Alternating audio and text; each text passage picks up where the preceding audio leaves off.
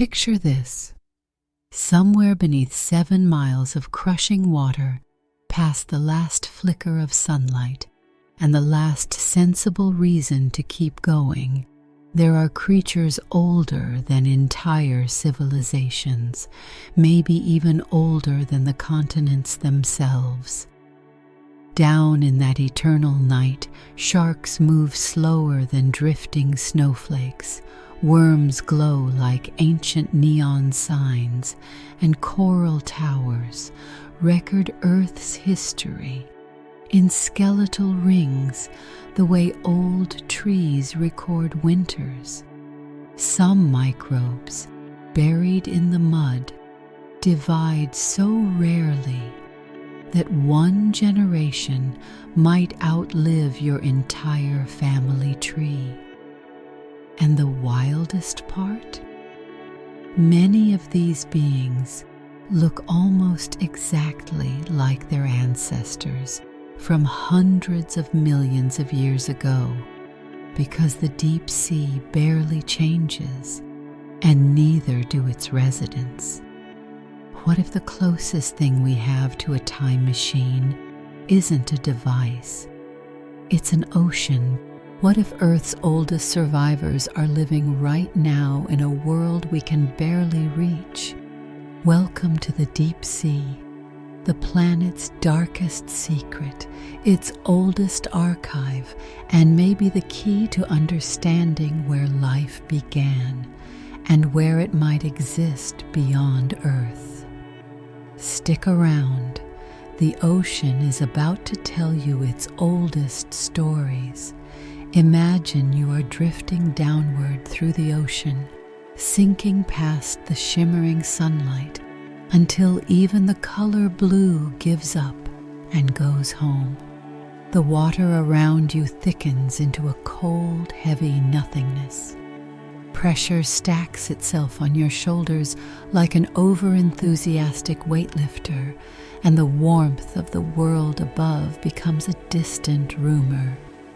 Somewhere around the depth where whales decide, nope, that's enough, you enter a zone where time feels different, like the universe pressed pause but forgot to tell anyone living there. This is the deep sea, a place where Earth hides its oldest secrets and possibly some of its oldest creatures, the biological equivalents of grandparents who refuse to retire because they've still got things to do. The deep sea does not politely invite you in, it swallows you. Light cannot reach it, sound travels strangely, and life here seems to run on a rule book written before most continents existed. While the surface world is busy stressing about temperatures and tectonic tantrums, the deep sea sits still, like a patient librarian watching evolution whisper instead of shout. It feels ancient because it is ancient, and there is a growing suspicion among scientists that some of Earth's earliest animals, lineages so old they make trilobites look youthful, are not only still here, but thriving in a sort of eternal twilight. If you listen closely, the deep sea feels like a contradiction wrapped in water. It is hostile, crushing, icy, and pitch black. But at the same time, it is strangely protective. Down here, storms never rage, temperatures barely change, and the geography evolves at a pace that could be replaced by a snail, and the snail would still win. Anything that manages to settle into this environment can stay for a very long time. Picture the deep as the ultimate rent-controlled neighborhood, extremely hard to move into, but once you're in, no one kicks you out, not even mass extinction events. The idea that some of Earth's oldest creatures may still be alive today sounds dramatic, like the ocean is secretly hosting a reunion party for life forms from billions of years ago. And while that might be a slight exaggeration, the truth is not that far off. Many species that inhabit these depths appear so unchanged from ancient fossils that you might wonder whether they skipped the memo about evolution. But in the deep sea, not changing can be the smartest move. If your environment barely shifts over geological time, why bother reinventing yourself? That's the equivalent of someone still using an old flip phone. Not because they're behind the times, but because it never breaks, and the battery lasts a week. As you drift deeper, the dark becomes so complete that your brain starts filling it with shapes that are definitely not there, or maybe they are. The deep sea has a way of surprising you with creatures that look like they were designed during a brainstorming session, where everyone was exhausted but extremely creative. Long ribbon-like predators that glide silently through the abyss. Transparent animals that glow with their own internal lanterns. Jelly-like forms that pulse gently, like heartbeats drifting in the water. They seem alien because they evolved in a world so separate from ours that calling them earth animals almost feels misleading. But the real reason we are here, suspended in this watery void, is to ask a question that feels more like a dare. Could this be where Earth's earliest animals found refuge? A place they never left because it never forced them to. For creatures that emerged when Earth was young and chaotic, the deep sea would have been more than a home. It would have been an escape route, a quiet corner where they could avoid the dramatic changes happening above. While meteorites wiped out land giants and ice ages marched across the continents, life in the deep just kept doing what it always did, slowly, carefully, and with no interest in surface drama. There is something oddly comforting about this world.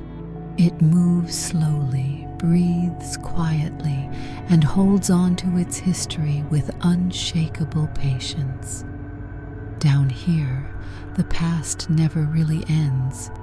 It simply drifts, swims, crawls, or pulses through the darkness. The creatures that live here are not just old in years. They are old in lineage, old in design, old in the quiet confidence of organisms that found what works and stuck with it. So as you float in this ancient watery cathedral, it becomes impossible not to wonder, what stories do these deep-sea survivors carry? What secrets of early life are preserved in their cells, their shapes, their stubborn refusal to change? And why does this hidden world feel like the closest thing Earth has to a time machine? Because it just might be. And we are only at the beginning of the descent. To understand why the deep sea became such a perfect refuge for ancient life, you have to rewind Earth's timeline to an era when the planet was still figuring out how to be a planet. Picture Earth as a molten, glowing orb, a cosmic lava lamp with an attitude problem. Volcanoes erupted non-stop, meteors dropped in uninvited, and the surface bubbled with heat like a pot someone forgot on the stove. The idea of oceans during this time sounds almost too peaceful, but they were already beginning to form, summoned by cooling temperatures and vast amounts of water vapor escaping from inside Earth like steam from a very confused kettle. As the world gradually stopped sizzling, rain fell in quantities that would make even the most dedicated umbrella salesperson reconsider their career. It rained for millions of years. A once-in-a-lifetime storm happened every day because technically there was no life to measure storms against yet. This endless rainfall pooled into low-lying basins, creating the first oceans, vast, warm, mineral-rich, and not yet the dramatic abyss we imagine today. These oceans were shallow by modern standards, but they were deep enough for early molecules to bump into each other and accidentally start the business of life. A fortunate collision here, a chemical handshake there, and suddenly Earth had its first primitive organisms, tiny, simple, but incredibly determined. While life was stretching its molecular legs, the inside of Earth continued to shift and groan. Continents were not stable. Majestic land masses yet. They were messy, half-formed hunks of crust floating on a mantle that kept rearranging the furniture. These continents behaved like bumper cars driven by toddlers, rapid movement, lots of crashes, and absolutely no regard for personal space. They smashed together, drifted apart, sank, rose, and occasionally broke into pieces for dramatic effect. Mountains popped up, oceans expanded, and coastlines danced around the planet like they were improvising. In the middle of this continental chaos, something far calmer and more patient was taking shape. As Earth cooled, regions of the ocean floor began to sag and deepen. Crustal plates stretched, cracked, and created pockets that sank lower and lower, filling with water. Over millions of years, these sagging basins evolved into trenches and deep plains, long before any creature with eyes existed to gaze into them and say, "Wow, that's dark." These deep zones were not carved in a day. They formed slowly, like a sculptor chiseling away at a block of stone, but on a timeline so long that humans can only understand it by squinting at numbers containing way too many zeros. These emerging depths had a strange advantage: stability. While the continents above continued their chaotic wrestling match, the deep ocean floor remained remarkably steady. Temperature fluctuations barely touched it. Weather had no influence. Even dramatic surface events like asteroid strikes or volcanic super-eruptions struggled to make more than a ripple in its quiet environment. What was chaotic above became tranquil below, and in that tranquility, a sanctuary was born. The deep sea didn't start as an intentional refuge for life, but it grew into one. As the oceans expanded and deepened, early organisms discovered that deeper waters offered fewer threats and fewer surprises. Near the surface, sunlight encouraged chemical reactions, but also cooked fragile cells. Storms stirred the water column violently, and ultraviolet radiation rained down like nature's version of a laser light show with no safety goggles. But down below, where light faded and temperatures dropped, life found an environment that was almost meditative. Darkness wrapped everything in a comforting, isolating blanket. Cold slowed chemistry to a careful, deliberate rhythm. Pressure increased, but steadily, predictably, without the reckless mood swings of the atmosphere above. This quiet transformation created a layered world.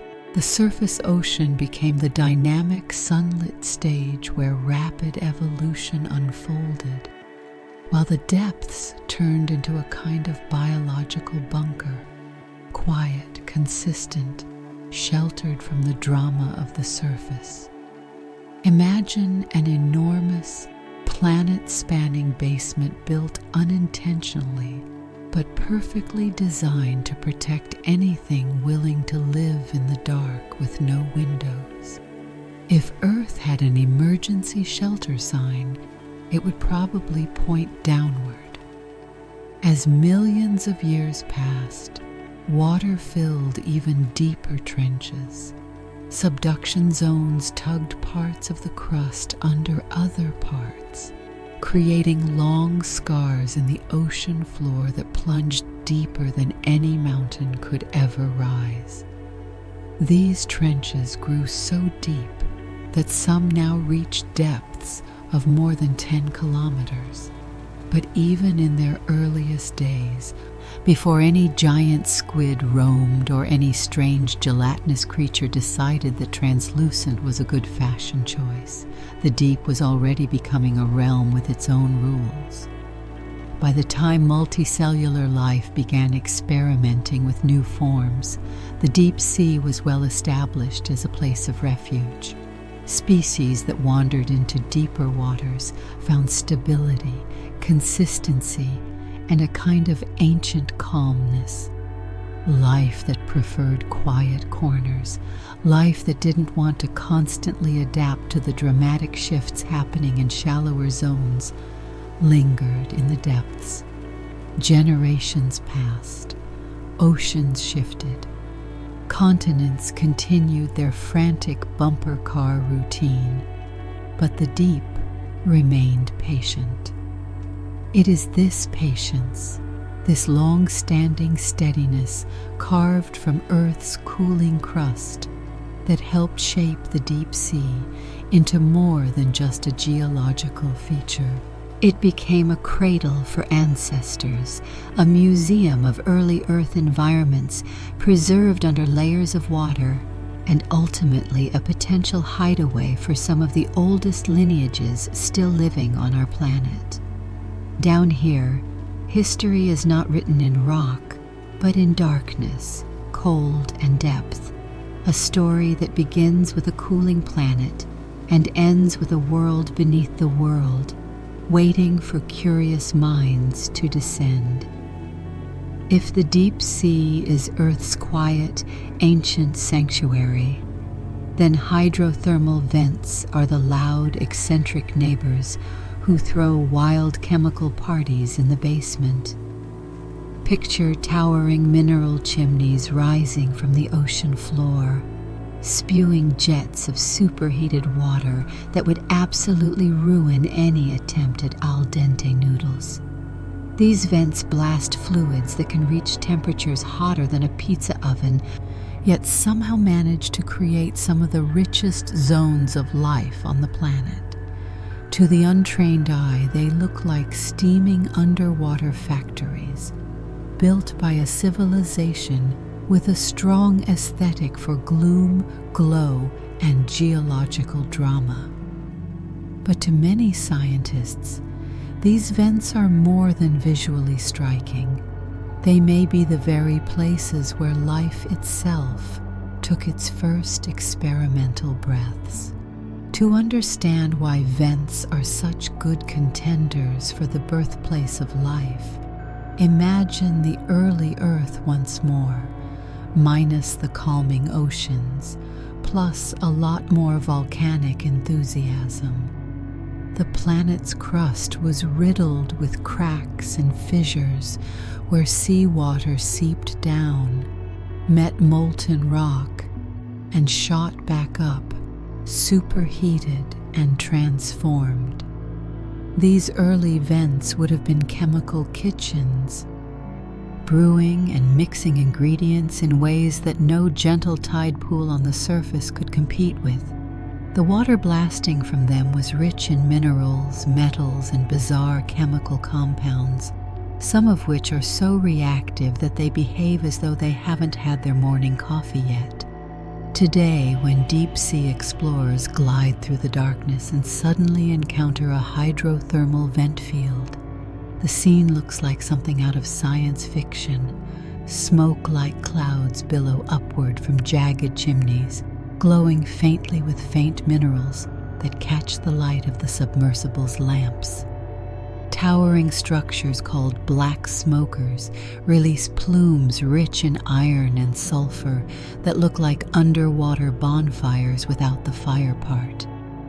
White smokers, their paler cousins, emit cooler, mineral-rich fluids that build delicate, ghostly chimneys. Together, they create an alien skyline that stretches across the sea floor, an entire city built by heat, pressure, and chemistry. But the real miracle isn't the architecture, it's the residence. Around these vents, animals gather like customers around a bottomless buffet that never closes. Giant tube worms, bright red and eerily beautiful, wave in the current like underwater flags. Shrimp swarm in such surreal density that they look like living fog. Mussels, snails, and strange microbial mats cover the landscape, thriving in conditions that would send most organisms running if they had legs and anywhere to run. The key to these bustling communities lies in chemistry. Unlike surface ecosystems, which rely on sunlight for energy, hydrothermal vent life uses chemistry as its power source.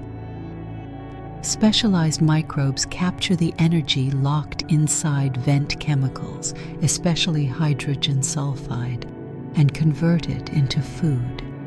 This process, called chemosynthesis, is basically photosynthesis's goth cousin, who refuses to go outside and instead thrives on volcanic fumes.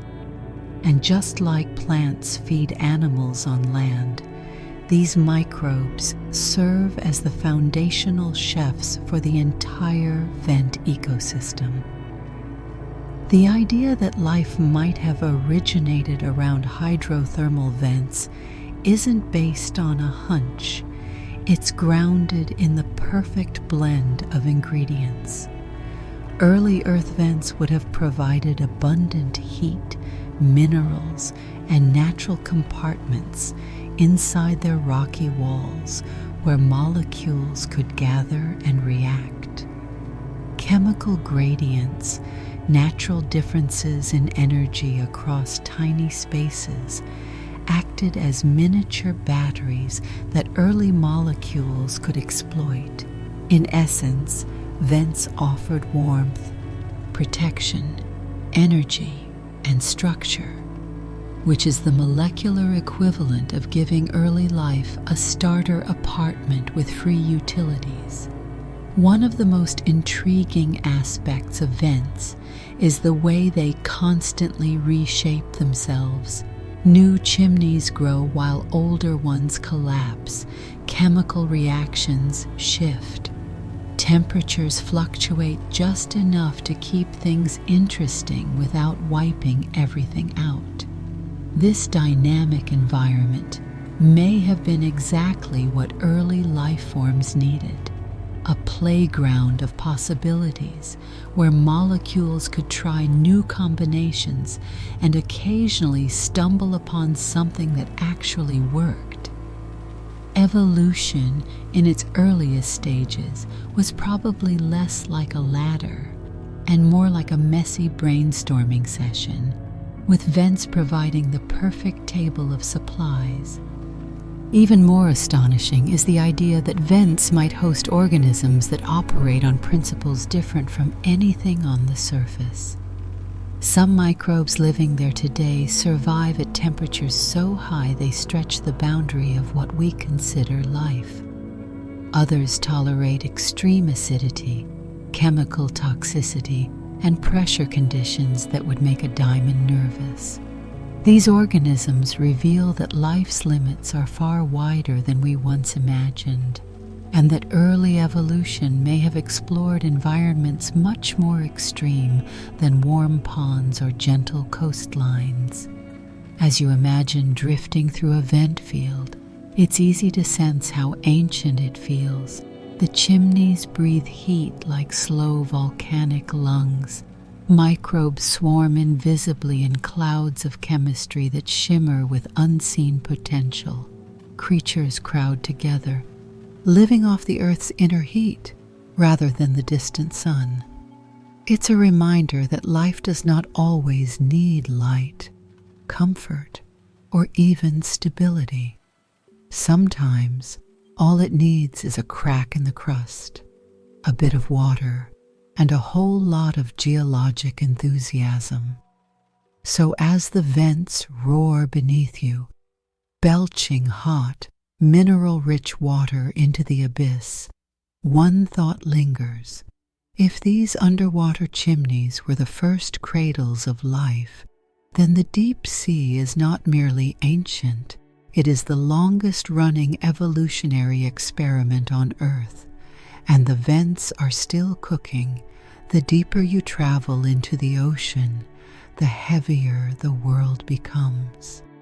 Every 10 meters you descend, the pressure increases by 1 atmosphere, a steady, relentless stacking of weight that eventually grows so immense that it could crush submarines, implode steel spheres, and make even the most confident land creature reconsider its life choices.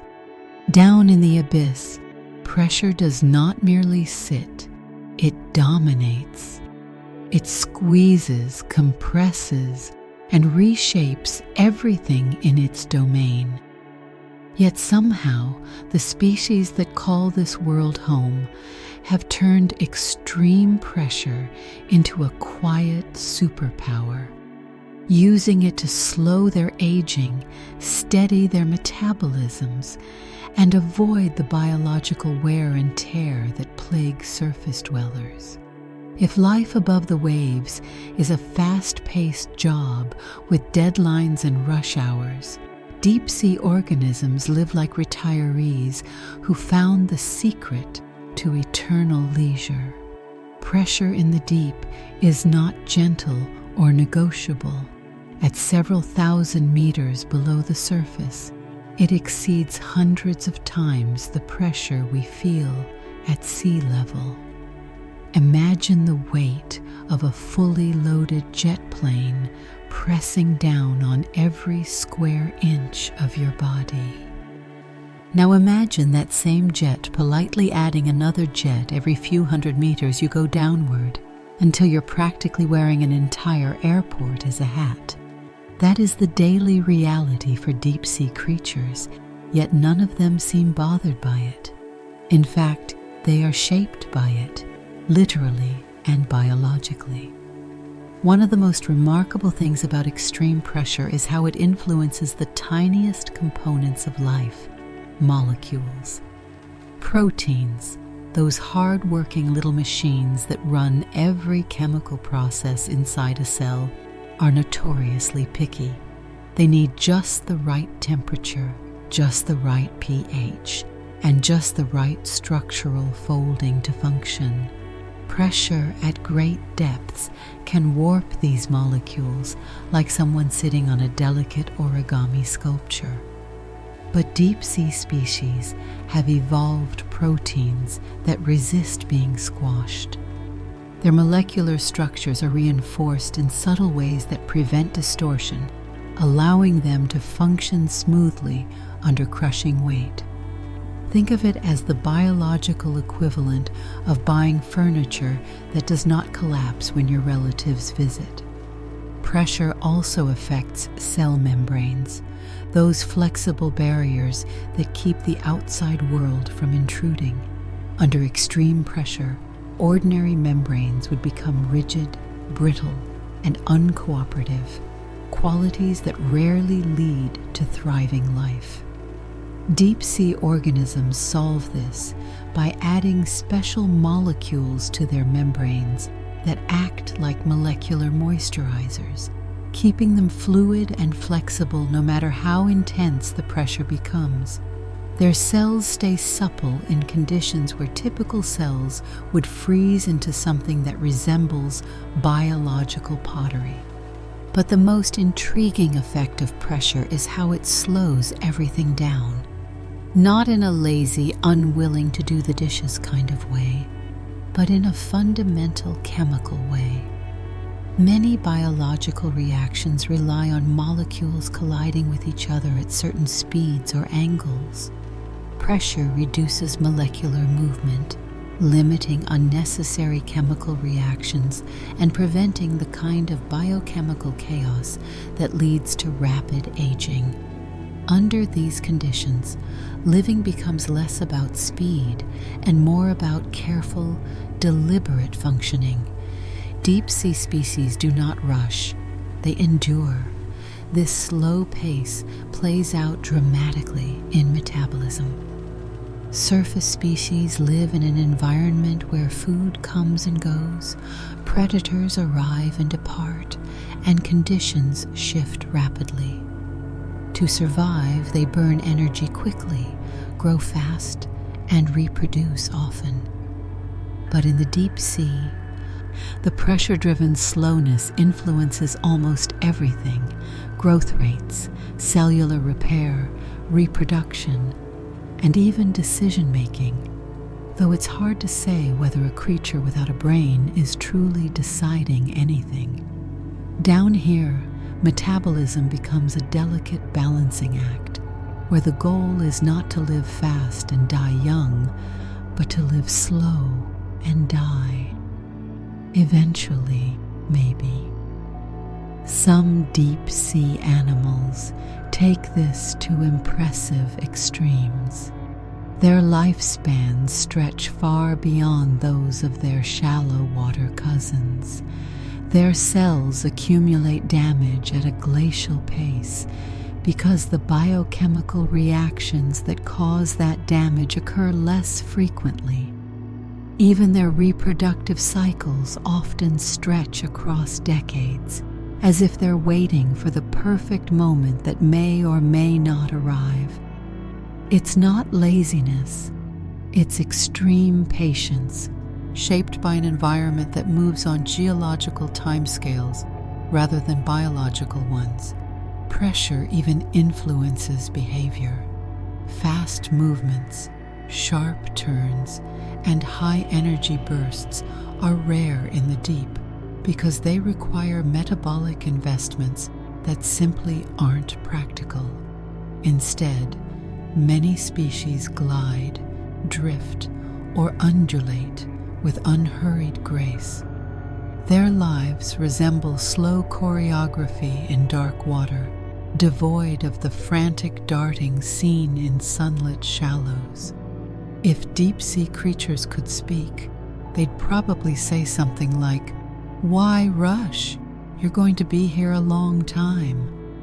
What makes this environment especially fascinating is that pressure doesn't just preserve bodies, it preserves history. By slowing biological processes, pressure may help keep ancient lineages alive long after their surface relatives have vanished. Species that moved into deep habitats millions of years ago encountered a world that encouraged longevity over innovation. Instead of evolving rapidly to keep up with changing conditions, they settled into a lifestyle where minimal change was not only acceptable, but advantageous. Pressure became a force of stability, a sculptor of organisms that age slowly and change even more slowly. In many ways, extreme pressure is less a barrier and more a guardian. It protects deep-sea life by limiting biological mistakes, reducing chemical chaos, and maintaining a world where only the patient can thrive. It creates an environment where living a long time is not a rare achievement, but the natural outcome of existing in a place where the universe presses down with unwavering consistency. So as you imagine drifting through this silent, heavy world, surrounded by creatures that move like they have all the time in the world, because they practically do. You begin to understand why some of Earth's most enduring species call the deep home. Pressure isn't their enemy. It's their oldest companion, their quiet mentor, and the reason they've mastered the art of taking life one slow, careful moment at a time. The deeper you descend into the ocean, the more the temperature drops until it settles into a chill so steady and persistent it feels less like water and more like the planet quietly whispering, "Slow down." Down in the abyss, warmth is almost mythical. Sunlight has long since vanished. Hydrothermal vents are rare oases rather than the norm, and the water surrounding most deep-sea creatures hovers just above the freezing point. It is a cold that does not ebb or flow, it simply exists, constant, indifferent, and ancient. Yet this icy stillness has shaped some of the longest living organisms on the planet, offering a sort of biological cryotherapy that nature invented long before spas started charging people for it. Cold temperatures do something remarkable to living cells. They slow everything down. The chemical reactions that power life, breaking down nutrients, repairing tissues, copying DNA, building proteins, are all driven by the motion of molecules. Heat makes molecules jittery and energetic, speeding everything up. Cold does the opposite. It tamps down molecular movement so thoroughly that cells behave like they are trying not to wake a sleeping roommate. Reactions take longer, metabolism relaxes, and the usual chaos of cellular life becomes a much quieter affair. For creatures living in near-freezing waters, this slowdown isn't a hindrance. It is a lifestyle. Their entire existence is built around the idea that doing things at a glacial pace, sometimes literally glacial, is not only acceptable but beneficial. Many of these deep-sea species have metabolism so slow that a warm water fish would be embarrassed to admit it. They burn energy carefully, grow methodically, and repair their tissues with the patience of a creature that has absolutely nowhere to be for the next several decades. One of the subtle advantages of cold water is that it reduces the rate at which cellular damage accumulates. On land or in warm oceans, cells are constantly bombarded by reactive molecules produced during normal metabolism. These molecules, while necessary in small amounts, can damage DNA, proteins, and membranes if they build up. It's a bit like cooking. Raise the heat too much and you scorch the pan, but lower the heat and everything tends to simmer rather than sizzle. Deep-sea creatures simmer for their entire lives. Their cooler environment limits the formation of these reactive troublemakers, meaning cells stay intact longer and age more slowly. Proteins, the workers of the cell, also benefit from the cold. At high temperatures, proteins can fold incorrectly or lose shape entirely, which is the biochemical equivalent of forgetting how to do your job halfway through the workday. In cold waters, proteins remain stable and unhurried, maintaining their structure without being pushed to the edge of their comfort zone. Deep-sea organisms often produce specialized proteins that stay flexible at low temperatures, ensuring they function smoothly even in cold that would make most enzymes freeze up in protest.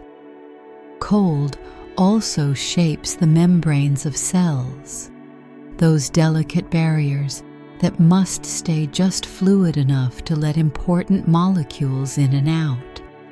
In warm environments, membranes can become too fluid, like butter left on the counter.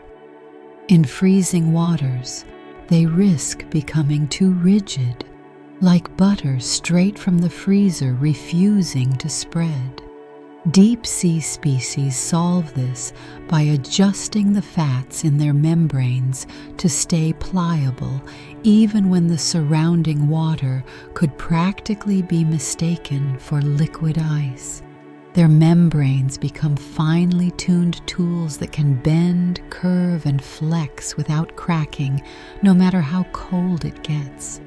The physiological impact of living in near freezing water is so profound that many deep sea animals grow at exceptionally slow rates. Some take decades to reach full size. Others reproduce only once every few years, investing their energy with the caution of someone budgeting their last candle during a blackout. These slow life histories allow the organism to avoid the rapid aging that often accompanies fast growth or frequent reproduction. It is a biological strategy rooted in calm endurance rather than frantic activity. Perhaps the most fascinating consequence of all this slowness is the potential for deep-sea species to persist largely unchanged across immense stretches of time. When your environment changes at the pace of dripping honey, and your body operates in slow motion, there is little evolutionary pressure to overhaul your design. Ancient lineages can linger, protected by cold, that shields them from metabolic stress and environmental fluctuation. It's as though the deep freezes not just water but time itself, allowing certain organisms to remain echoes of a world long gone. Cold also dampens the spread of disease and parasites, which often rely on rapid reproduction and high metabolic rates. In the deep, where everything is slowed, pathogens struggle to gain momentum. This reduces one more form of stress on long-lived creatures, allowing them to stretch their lifespans even further. When you live in a place where not even diseases are in a hurry, aging becomes less of a biological sprint and more of an extended, meandering stroll. When you imagine a creature drifting through the deep in near-freezing water, picture a being untroubled by urgency. Its every movement is measured. Its cells behave like monks in a silent monastery, conserving energy, avoiding conflict, and maintaining tranquility in perpetual darkness. The cold around them is not a threat. It is a cocoon, one that slows the drumbeat of life to a tempo that can span centuries. In this frigid, quiet world, longevity is not something extraordinary. It is simply what happens when the universe turns down the temperature and life decides to embrace the chill. Here, in the coldest corners of the ocean, ancient lineages may persist not because they are stubborn, but because the cold has offered them the closest thing evolution has to a pause button, one that has allowed them to thrive while the rest of the planet hurried on without them. Once you descend far enough into the ocean, light becomes less of a physical reality and more of a fond memory. First the reds vanish, then the oranges, then the yellows, until only the faintest ghost of blue hangs on like the last guest at a party who refuses to accept that everyone else left an hour ago. And then even that disappears. What follows is a depth where darkness is so complete it seems to have texture. It is not merely the absence of light. It is a presence, a pressure, a quiet curtain drawn across all things. In this endless night, life has been taking its time, changing slowly, and holding on to traits that would have been tossed aside long ago in brighter, busier places. Darkness is not just a backdrop here. It is an engineer, a sculptor, a ruthless editor that removes anything unnecessary and rewards anything efficient. Eyes, for instance. Eyes are expensive, biologically speaking. They require energy to build, maintain, and protect. They need nerves, pigments, and intricate developmental blueprints.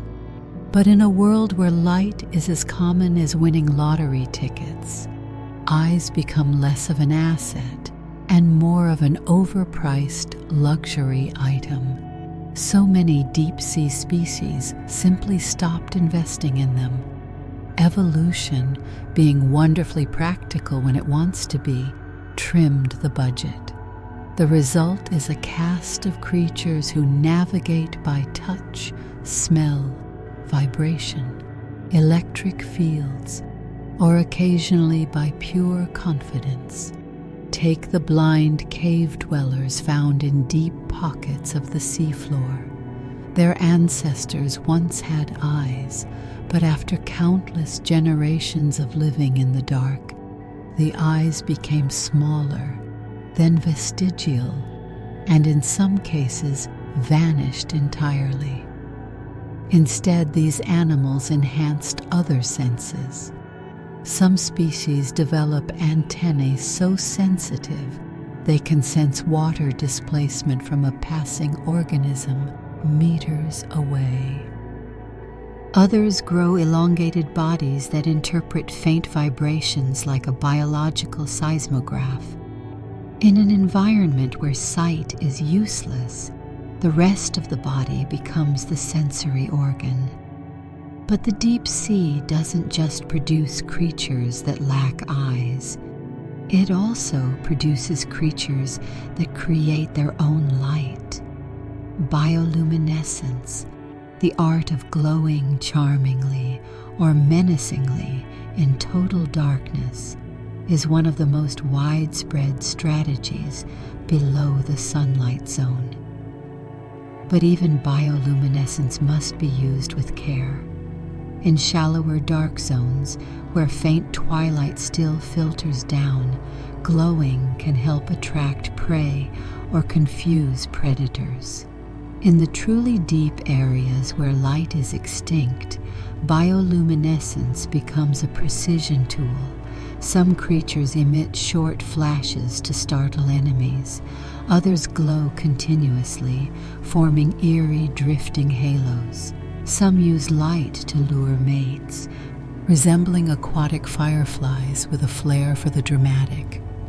Yet many deep dwellers forgo glowing entirely, relying instead on ancient, unadorned traits, slow pulses, simple feeding strategies, gelatinous bodies that bend effortlessly in still water.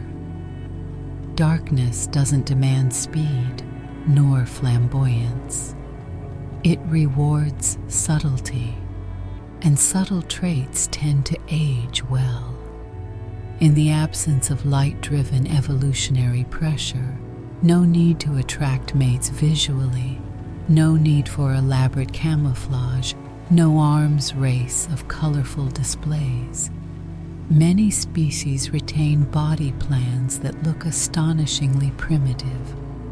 When scientists compare these forms to ancient fossils, the similarities can be uncanny. It's as though darkness froze certain designs in time, preserving them with a kind of quiet, indifferent gentleness. At the same time, The deep sea's darkness encourages stillness. Movement is costly when energy is scarce. So many species drift rather than swim. Some lay on the seafloor motionless, hoping food will eventually wander by. Others use tentacles like passive fishing lines, letting the currents do all the work.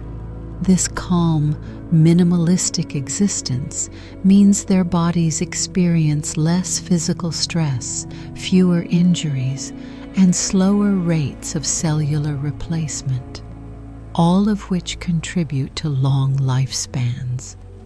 It's not that these creatures have discovered the secret to immortality. They've simply discovered the secret to avoiding situations that shorten life.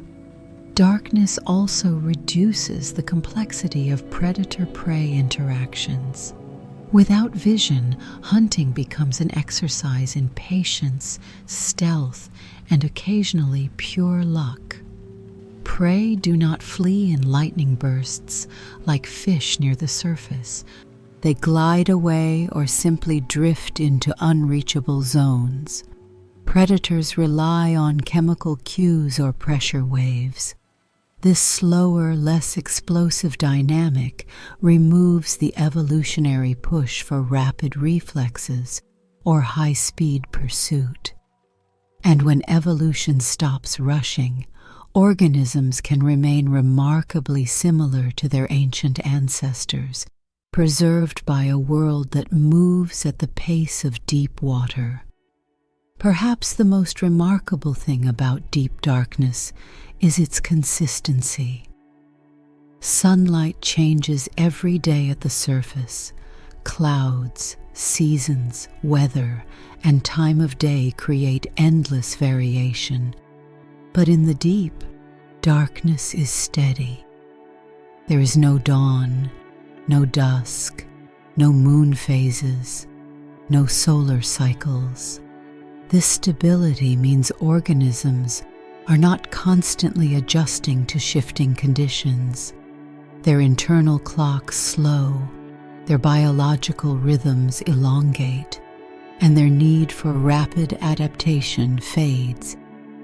The deep sea becomes a cradle not just for slow-living species, but for slow-changing species, organisms whose evolutionary path stretches like an unbroken thread from ages long gone. It is tempting to imagine that nothing happens in this darkness, but that would be wrong. Things happen here, but they happen quietly, gradually, and without the showmanship of the surface world. Muscles flex softly. Gills open and close in patient intervals. A drifting organism bumps into another and decides whether it is friend, foe, or food. Life unfolds like a whispered conversation, unhurried by the brightness of stars or the chaos of shallow seas. In this realm where sight is irrelevant and time moves gently, ancient traits endure. Species remain beautifully simple or beautifully strange, untouched by trends, stable in their silence. Down here, where there's nothing worth seeing, is both literally and philosophically true. Evolution has embraced a different set of priorities. And in doing so, the darkness has become not an obstacle, but a keeper of ancient stories, stories written in bodies, in instincts, and in the quiet persistence of life that thrives even when the lights go out. If the deep sea had a motto, it might be something like, "Welcome to the world's largest ocean. Sorry, we're out of snacks." Because once you sink far enough below the sunlit surface, the ocean becomes a place where food does not simply appear. It drifts, it decays, it dissolves, and it arrives in quantities so small they make a toddler's portion look generous. Down here, Survival is a continuous negotiation with hunger. Nutrient scarcity is not an occasional inconvenience. It is the defining environmental feature, shaping every organism that dares to call the abyss home. And in this state of perpetual deprivation, deep-sea creatures have evolved strategies so strange and efficient that they echo the ingenuity of early Earth's first microbial pioneers. To understand why the deep is so nutritionally poor, imagine the ocean as a giant layered cake, except all the icing is at the top. Near the surface, sunlight fuels the explosion of life. Algae bloom, tiny animals graze, fish dart in every direction, and food webs interlock like an elaborate puzzle. But every meter downward brings you farther from the energy of the sun.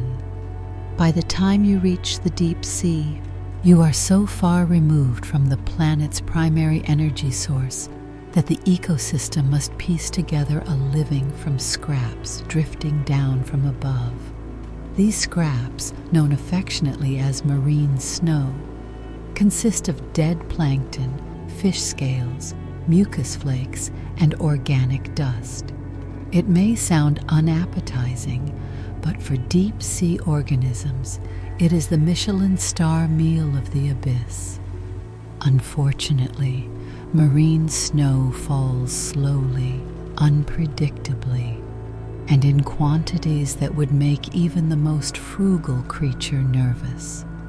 Some flakes dissolve before they reach the depths.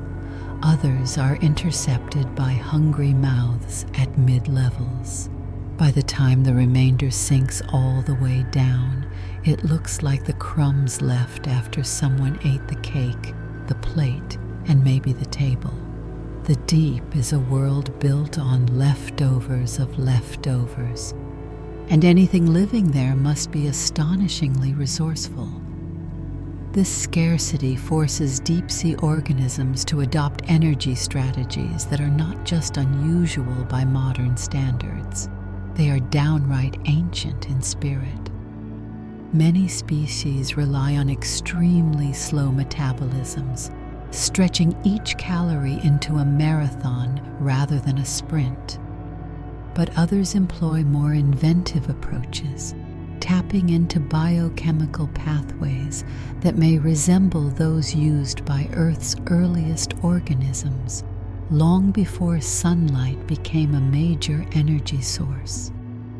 Some deep-sea microbes, for instance, thrive on chemical energy extracted from the seafloor itself.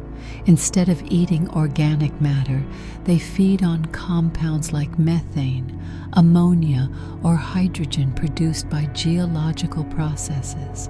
These microbes act like tiny chemists, using minerals as fuel in a way that mirrors life's earliest experiments on a young Earth that lacked a stable atmosphere or abundant organic food.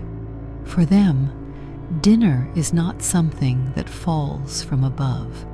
It is something built molecule by molecule from the rocks below.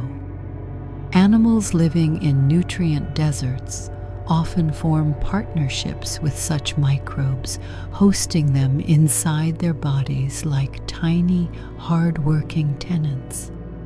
The microbes convert inorganic chemicals into usable energy, and the host animal provides shelter and stability. This arrangement is efficient, ancient, and surprisingly cozy. Some deep-sea clams and worms have shrunk their digestive systems entirely because their microbial partners do all the metabolic heavy lifting.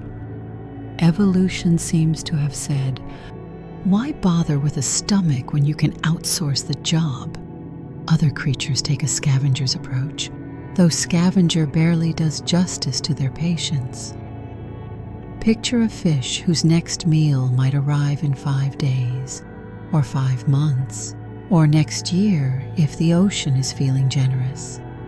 These animals have bodies designed to endure famine. Some can shrink their metabolic needs when food becomes scarce, almost like turning down a dimmer switch. Others store energy in gelatinous tissues, fat sacs, or even in oversized livers. If a rare bounty appears, say the carcass of a whale sinking to the bottom, deep-sea organisms swarm the site in a feeding frenzy that is equal parts chaotic and strategic. A whale fall can feed an entire community for decades, transforming starvation into sudden abundance like a cosmic reward for persistence. There are also species that exploit every molecule of nutrition with ruthless efficiency. Their digestive systems extract energy so thoroughly that almost no waste is produced. Some have symbiotic bacteria living in their guts that help process the most stubborn organic fragments. Others take in particles so tiny they would be invisible in any other ecosystem, but are considered gourmet down here. It is a world where nothing is too small to eat and nothing is too insignificant to matter. This relentless hunger shapes not just physiology, but behavior. Many deep-sea animals move sparingly to conserve energy. They hover motionlessly, drift on currents, or anchor themselves to the sea floor, waiting for food to come within range rather than chasing it. Some display opportunistic feeding styles. If it fits in the mouth, it's dinner. Others have expandable stomachs that allow them to gorge when fortune finally smiles. A few even exhibit bizarre feeding morphologies, elastic jaws, needle-like teeth, or mouths disproportionately large for their bodies. These adaptations may look absurd, but they are brilliant solutions to unpredictable food availability. The deep sea's nutrient scarcity also slows the pace of life to an extent that feels almost mythical. Growth is slow. Reproduction is spaced out over long intervals. Development can take years. These subdued rhythms echo the strategies early life may have used when Earth was still stabilizing, when nutrients were scarce, and when every organism had to be extraordinarily patient or extraordinarily clever just to survive. What emerges from all this is a portrait of an ecosystem that thrives not despite scarcity, but because of it. Hunger has shaped the deep sea into a realm of innovation, subtlety, and resilience. It has preserved ancient energy strategies, encouraged partnerships reminiscent of life's earliest days, and instilled patience on a scale that surface creatures would find unimaginable. In a sense, the deep sea is a living archive of how life adapts when resources are rare and survival depends on creativity rather than abundance. Down here, organisms have mastered the art of making something out of almost nothing, a skill that may have carried Earth's earliest inhabitants through their own times of trial. Hunger, it turns out, can be a remarkable teacher.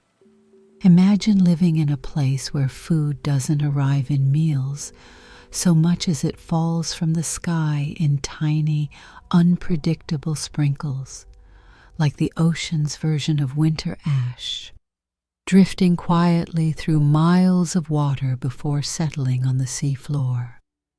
This gentle, endless snowfall is called marine snow, and despite the poetic name, it is not made of anything you would put on a holiday postcard.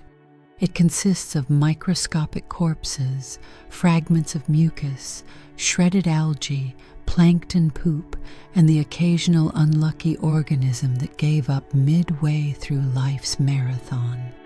And for deep-sea scavengers, it is a dinner that never truly stops falling, even if each individual flake would leave a surface creature wondering where the rest of the meal went. Marine snow is the deep ocean's most democratic food distribution system.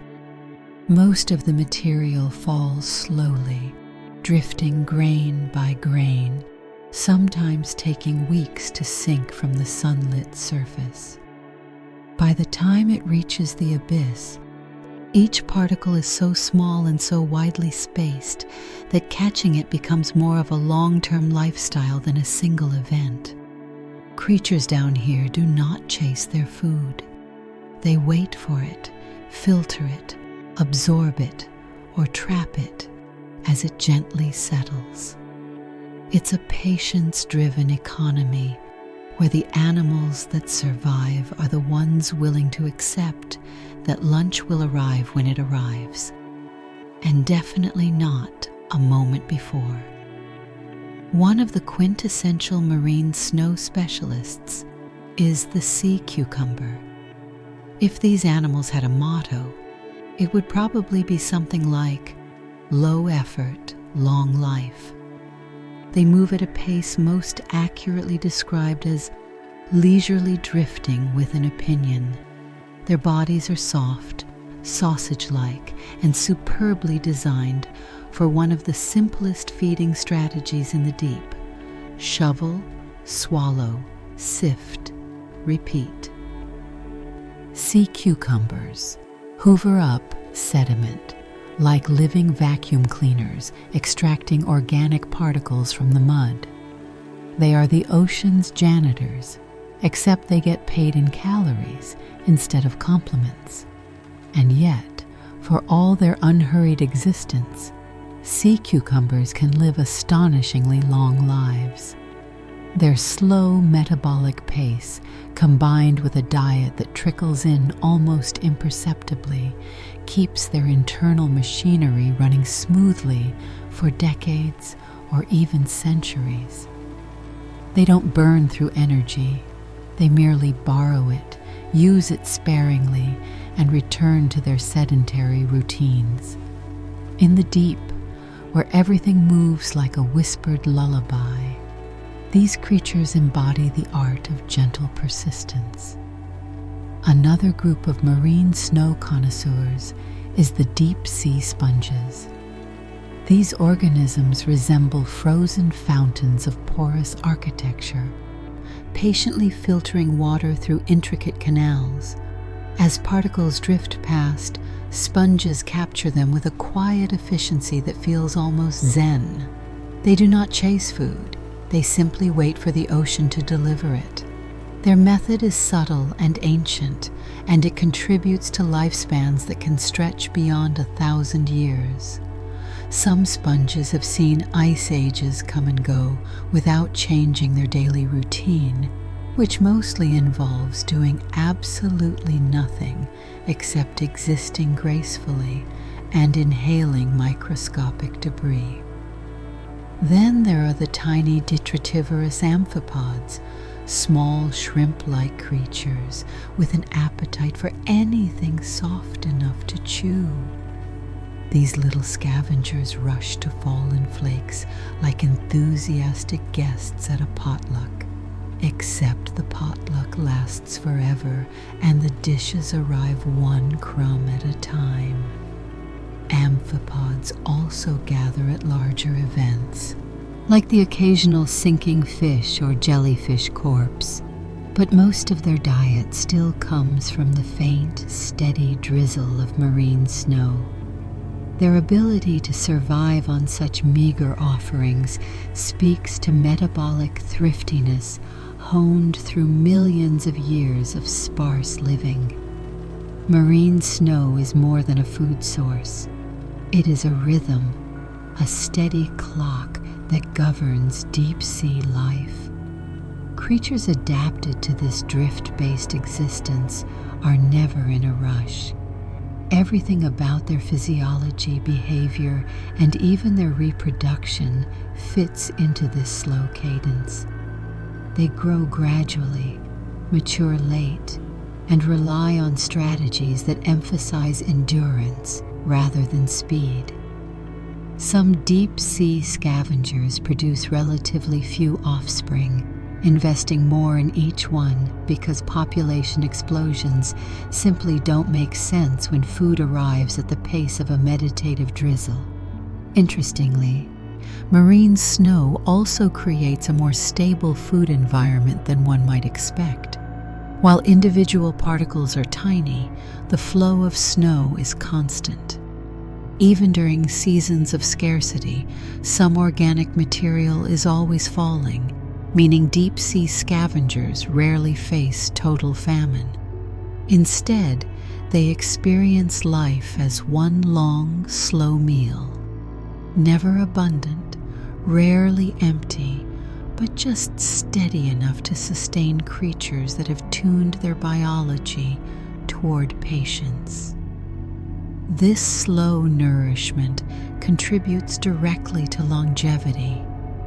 When a creature consumes energy at a rate so gentle it barely registers on the metabolic scale, wear and tear on cells decreases dramatically.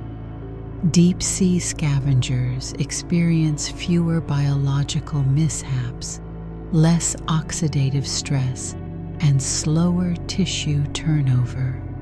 Their bodies operate like clocks, with gears turning so leisurely they hardly age. Many of these organisms outlive their surface relatives several times over, not because they are sturdier, but because they exist in a world where time stretches wide and unhurried.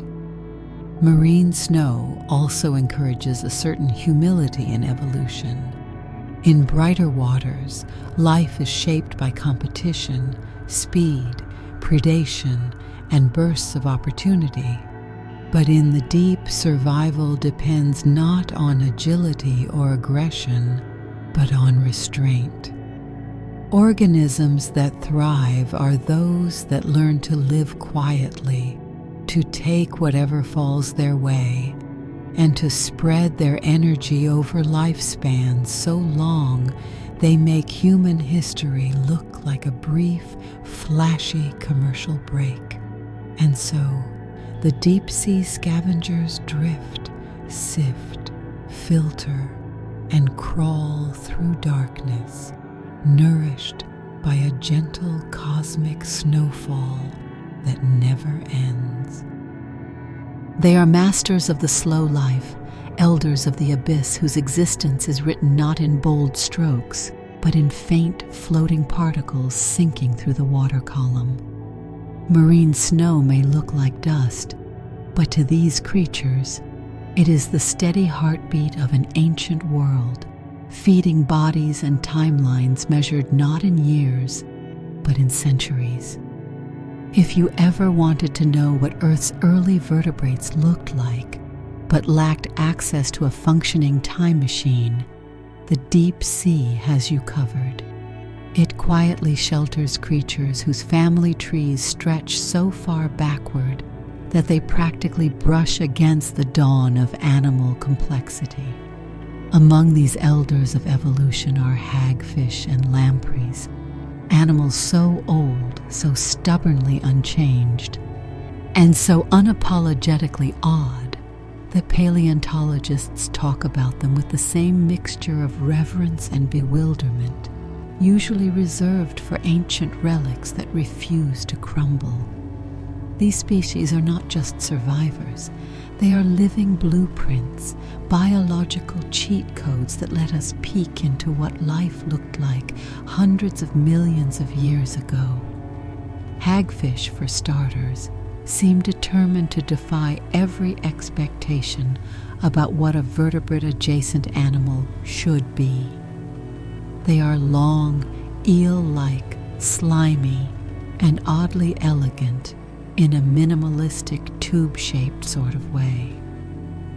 But what makes them exceptional is how little their fundamental design has changed since their ancestors wriggled through ancient oceans long before trees existed.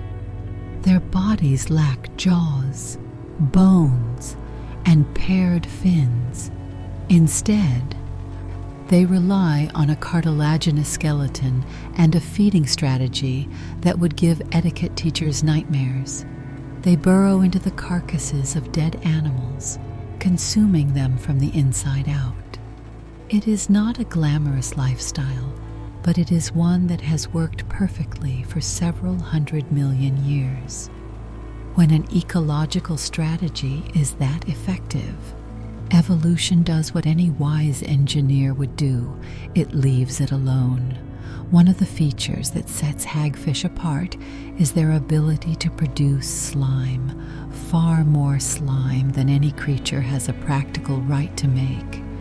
When they feel threatened, they release a mucus explosion that rapidly expands into a gelatinous mass, clogging the gills or mouths of predators. This defense mechanism is so efficient that even sharks, usually unimpressed by anything slimy, reconsider their lunch plans. Fossil evidence suggests hagfish ancestors possessed similar traits far back into geological history, indicating that sometimes the simplest tools, like being a living slime dispenser, can outlast more elaborate evolutionary experiments. Then there are lampreys, creatures whose design philosophy appears to have been circle of teeth, repeat. They possess round, jawless mouths lined with rasping structures that allow them to latch onto fish and feed in a way that makes vampires look polite. Unlike hagfish, lampreys do have a notochord and a rudimentary vertebral column, making them closer to the base of the vertebrate family tree. But despite this early foothold, they never bothered to develop jaws, limbs, or the more complex skeletal systems that later fish adopted. Their basic body plan, a cylindrical form, a single dorsal fin, and that unforgettable mouth, has persisted with almost no major changes for at least 360 million years. Lampreys also undergo a fascinating metamorphosis. They begin life as blind, filter-feeding larvae buried in sediment, forms so different from the adults that early researchers thought they were entirely separate species. After several years, these larvae transform into the iconic toothy adults, ready to take on the world one bite at a time. This two-stage lifestyle is ancient, efficient, and stubbornly conserved through countless generations. It is as if lampreys decided early on that they had found the perfect plot twist for their existence and saw no reason to revise it. What ties both hagfish and lampreys together is their evolutionary minimalism. They occupy roles that require very little anatomical innovation. And because their environments changed slowly, or not at all, they faced no pressure to reinvent themselves. Stability in the deep sea and ancient rivers allowed these species to keep using their original biological toolkits, while other organisms scrambled to adapt to new predators, shifting climates, and increasingly flashy evolutionary arms races.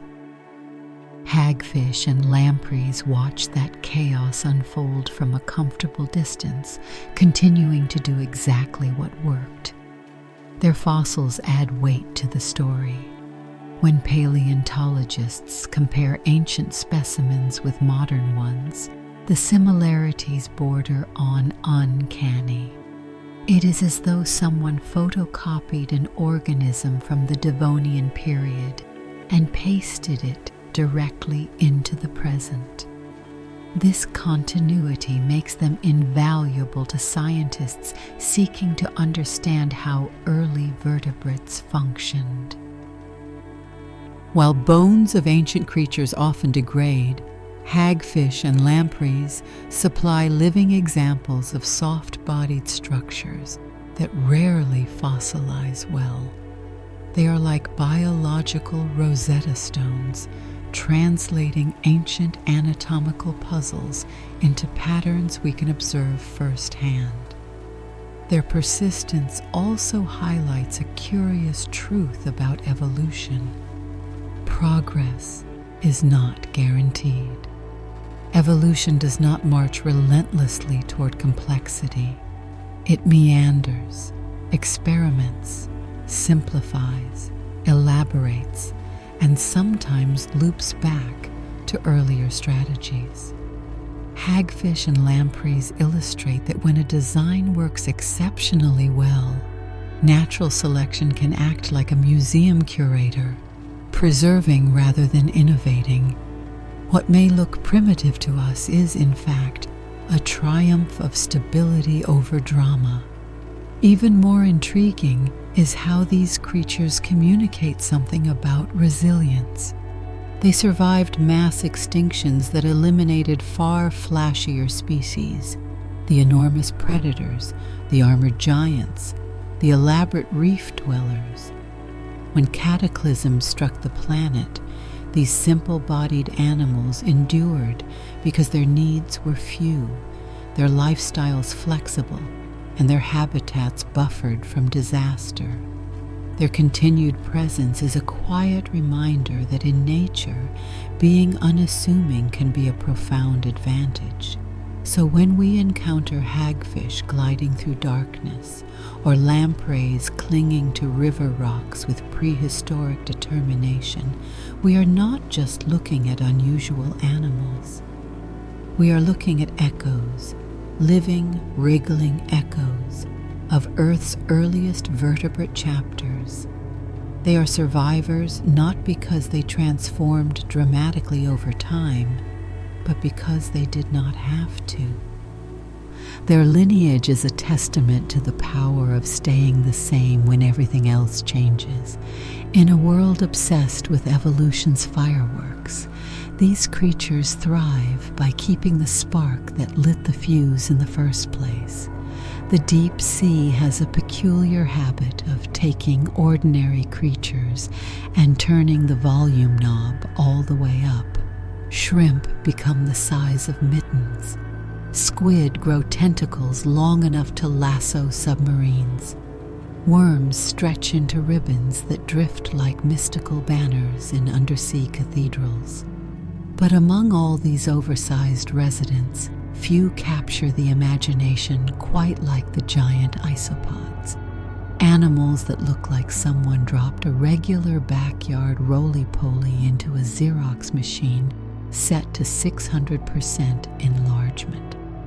These beady-eyed, armored beings glide across the seafloor with the slow confidence of creatures that have absolutely nothing to prove. And in a way they don't. They are embodiments of a phenomenon known as deep-sea gigantism, and their impressive bulk tells a quiet story about how life evolves when the environment shifts from frantic and bright to silent, cold, and ancient. Giant isopods belong to a family that includes the tiny pill bugs that roll into balls when startled. The resemblance is striking. If you squint, a giant isopod looks like someone Photoshop stretched a pill bug horizontally and vertically until it became a creature large enough to cradle like an awkward armored cat.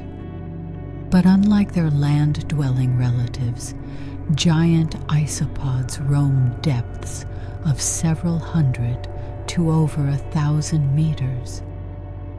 where sunlight never reaches and pressure turns most life into minimalistic versions of themselves.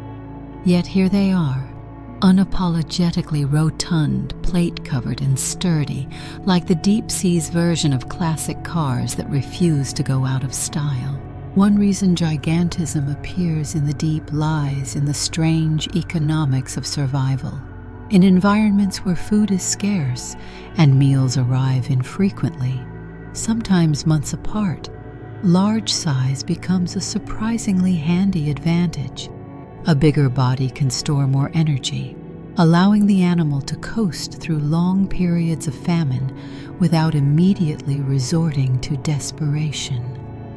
Giant isopods, for example, carry substantial fat reserves, enabling them to handle whatever feastless stretch the ocean throws at them. In captivity, they've been known to go years without eating and remain startlingly unbothered. If household pets behaved like that, veterinarians would either panic or assume the animal had mastered meditation. Large bodies also help animals conserve energy in ways that small creatures cannot. Bigger organisms tend to move more slowly and steadily, their mass giving them momentum and efficiency in an environment where every calorie counts. For giant isopods, this results in a lifestyle that looks like a peaceful drift, punctuated by bursts of scavenging enthusiasm whenever something edible appears, as if they suddenly remember that food exists and should not be ignored. Their movements are unhurried, their routines grounded in patience rather than speed. Living large, in their case, does not mean living fast. It means having the bandwidth to wait gracefully for opportunity. But gigantism isn't just a metabolic trick. It can also be a defensive adaptation. The deep sea is home to predators that hunt with senses unfamiliar to surface species. Some rely on vibrations, others on faint chemical signatures, and many possess jaws or tentacles capable of tearing small prey apart instantly.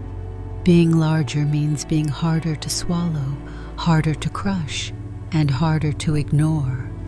The armored plating of giant isopods amplifies this effect, giving them a medieval night vibe that helps fend off unwelcome attention. When danger strikes, they simply curl into a ball, tuck their many legs beneath their segmented shells, and hope the predator decides it's not worth the dental risk. The deep's tendency toward gigantism extends beyond the isopods. Deep-sea amphipods, shrimp-like scavengers, grow to sizes that would unsettle anyone accustomed to seeing them no larger than grains of rice. Certain polychaetae worms stretch into impressive lengths, resembling spectral ribbons drifting in the abyss. Even the Japanese spider crab, often cited as one of the largest arthropods on the planet, reaches its absurd proportions thanks in part to the stable, unhurried environment of deeper waters. These creatures share a pattern: long lifespans, slow metabolisms, and growth that continues gradually over decades. Time becomes less of a march and more of a gentle tide, allowing bodies to expand at a pace too slow to observe, but too steady to ignore. Temperature also plays a role in the supersizing phenomenon. The cold slows metabolism in ways that reduce cellular damage and extend longevity, which gives animals more years to keep growing. Many deep-sea species lack the strict developmental milestones seen in surface creatures. Instead of hitting a maximum adult size, they simply keep adding mass like trees adding rings. The result? Creatures that look ancient not only in lineage, but in physical presence. their bodies carrying the weight of decades spent quietly expanding in darkness. Pressure contributes as well, subtly influencing the internal structure and buoyancy of deep-sea animals. In crushing depths, lightweight skeletons or exoskeletons offer advantages, and growth patterns adapt to maintain stability under extreme force. Rather than hindering size, pressure can encourage it, helping organisms maintain forms that distribute mechanical stress efficiently. Large, rounded bodies fare surprisingly well in these conditions, which may explain why so many deep-sea giants resemble oversized versions of their shallower cousins rather than stretched or distorted ones. But perhaps the most fascinating aspect of deep-sea gigantism is how it intersects with longevity. Many oversized species in the deep live far longer than their surface relatives, sometimes by several orders of magnitude. Their slow expansion mirrors their slow aging.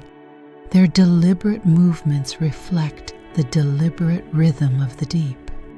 A world where survival favors resilience over speed, mass over mobility, patience over panic. Giant isopods embody this philosophy perfectly. With their armored shells, slow strolls across the sediment, and ability to endure feast and famine alike, they seem sculpted by the deep sea's quiet priorities. Their size is not a gimmick. It is a signature of a world where life grows steadily, carefully, and without the slightest concern for surface expectations. In the end, the oversized elders of the abyss remind us that evolution isn't one-directional. It doesn't always push towards smaller, faster, sleeker design. Sometimes, when the environment is stable and time stretches wide, life grows large, slow, and wonderfully strange, becoming giants not to dominate, but simply because the deep sea offered the room, the peace, and the centuries required to get there. If the deep sea had historians, they wouldn't be creatures with scrolls or memory, or even particularly expressive faces.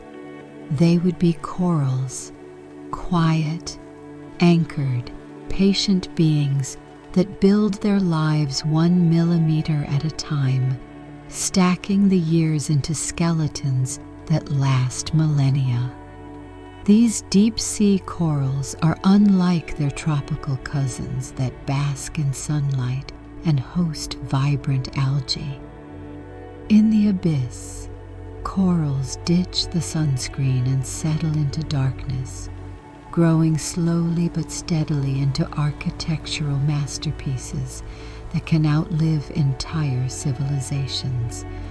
They stand like ancient monuments on the seafloor, each one a biological time capsule with a biography carved in calcium carbonate.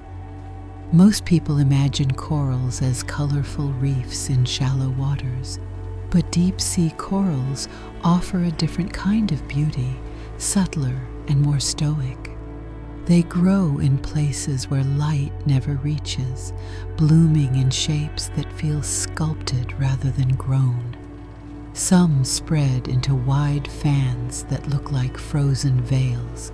Others rise like branching antlers, twisting upward into delicate fractals. A few even resemble candelabras, as if the ocean floor were preparing for a very fancy dinner party. These forms may look fragile, but they are built from some of the toughest biological materials on Earth. Their skeletons can endure powerful currents, centuries of sediment drift, and the occasional confused deep-sea creature that bumps into them while navigating by instinct and mild optimism. What makes deep-sea corals extraordinary, beyond their shapes, textures, and quiet resilience, is their longevity. Some species live for thousands of years. Certain colonies have been growing since before the Roman Empire existed, calmly building their skeletons layer by layer, while the world above erupted into wars, inventions, extinctions, and reruns of human history. A coral colony does not rush.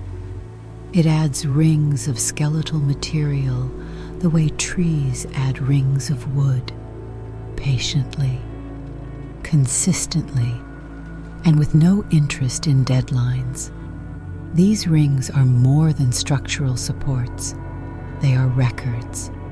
Each layer of skeletal growth captures chemical clues about the environment at the time it formed, including temperature shifts, nutrient availability, and even the signature of distant volcanic eruptions. Scientists can examine these rings to reconstruct centuries-long oceanic histories. It's as if the corals are holding diaries written in mineral code, documenting everything from long-term climate oscillations to subtle changes in deep-sea currents. A single coral skeleton can reveal more about the underwater past than any explorer or instrument ever could. Deep-sea corals maintain these records because of how they build. They extract minerals from the surrounding water, primarily calcium and carbonate ions, and deposit them into solid structures. The exact chemical makeup varies depending on the environmental conditions, leaving behind a stratified pattern that scientists can interpret like archivists reading an ancient manuscript. Even minor shifts in the chemistry of seawater leave their imprint. A coral might silently record when colder waters surged through the region centuries ago, or when a warming trend altered nutrient flow. The coral itself may not care, but its skeleton never forgets. Of course, life in the deep isn't without its challenges. Corals grow in darkness, which means they can't rely on photosynthetic partners like their tropical relatives do. Without sunlight, they must obtain all their energy by catching or absorbing drifting organic particles. Some extend tentacle-like polyps into the passing currents, snagging food one microscopic bit at a time. Others wait for marine snow to settle into their branches. These feeding strategies are slow, patient, and almost meditative. Growth can be agonizingly gradual. Some species add only fractions of a millimeter each year. But in an environment where nothing changes quickly, slow growth isn't a disadvantage. It's simply the natural pace of existence. Deep-sea corals also provide structure for other creatures. Their branches serve as habitats for fish, worms, shrimp, sea stars, and an assortment of creatures that seem to have taken one look at the vast, featureless seafloor and said, "No, thank you. I'd prefer a home that doesn't resemble an endless desert." Coral colonies offer shelter in a world where shelter is rare. They create miniature ecosystems in the abyss, supporting biodiversity that thrives in the nooks and crannies of their skeletal frameworks. And while most deep-sea animals navigate carefully, inevitably someone bumps into a coral. Perhaps a wandering shark misjudges the distance. Perhaps a drifting fish is distracted. Perhaps a squid is just having one of those days. The coral registers the encounter not with alarm, but with structural endurance. A branch may bend or break, but the colony will continue growing. This resilience contributes to their longevity. When you grow slowly and withstand adversity calmly, your odds of reaching your 1000th birthday improve dramatically. What's striking about deep-sea corals is that despite their stillness, they are among the ocean's most expressive storytellers. They speak in layers, in chemistry, in form. They reflect the ocean's memory in ways few other organisms can. A coral colony that formed during the Bronze Age might show evidence of climatic patterns we only began to understand recently. Another may carry hints of fluctuations in ocean circulation that shaped ecosystems across the globe. Their long lives also mean they endure changes that most natural structures never witness. They survive shifting currents, geographic rearrangements, and biological invasions. They persist through peaceful centuries and turbulent ones, unaffected by anything except the slow, predictable rhythm of deep-sea conditions. In the vast darkness of the ocean floor, these corals stand as quiet archivists, ancient beings that outlive empires, witness planetary cycles, and write history without ever moving from their anchor point. They are the deep sea's librarians, keeping shelves of mineral records that stretch across ages. And though no one sees them celebrate their millennial milestones, they continue to grow patiently, layer by delicate layer, building monuments to time in a world where time hardly seems to matter. If you ever wanted a master class in taking life slowly, painfully, gloriously slowly, there is no better instructor than the Greenland shark. This creature glides through cold northern waters at a pace so leisurely it makes a drifting leaf look ambitious. Its top speed is roughly comparable to a relaxed human strolling through a supermarket, except the shark is not browsing for frozen waffles. It is hunting, or at least it is participating in an activity that technically qualifies as hunting if you squint at the definition. Despite its sluggishness, the Greenland shark is among the longest-lived vertebrates on Earth, with some individuals estimated to be more than 400 years old. That is older than many countries, older than the concept of calculus, older than almost all written records of the Arctic itself. If wisdom comes with age, then these sharks must be absolute sages of the deep, very slow sages. Their extreme longevity is tied to an equally extreme lifestyle. Greenland sharks inhabit frigid waters where temperatures remain low and stable, the kind of environment that slows biochemical reactions to a crawl. Their bodies operate like engines set to idle. Every process, from digestion to cell repair to movement, runs at a quiet whisper rather than a roar. And while this glacial pace might seem like a disadvantage for a predator, it actually forms the core of their survival strategy. To understand why moving like a tired sloth confers such advantage, consider the cost of speed. Fast animals must burn large amounts of energy, maintain powerful muscles, and repair their tissues frequently, all of which generate metabolic wear and tear that shortens lifespan. The Greenland shark, by contrast, has opted out of the speed economy entirely. It drifts more than it swims, letting ocean currents do most of the work. Its body is so energy efficient that it can go long periods without eating, relying on a metabolism that operates at the bare minimum necessary to remain alive, functional and faintly interested in its surroundings. Yet despite their sluggish nature, Greenland sharks remain effective predators. They often feed on fish, squid, and even seals. Yes, seals, creatures famously known for being fast, alert, and not typically interested in being caught by slow-moving giants. How does the shark manage this? One theory is that it takes advantage of opportunity whenever it appears.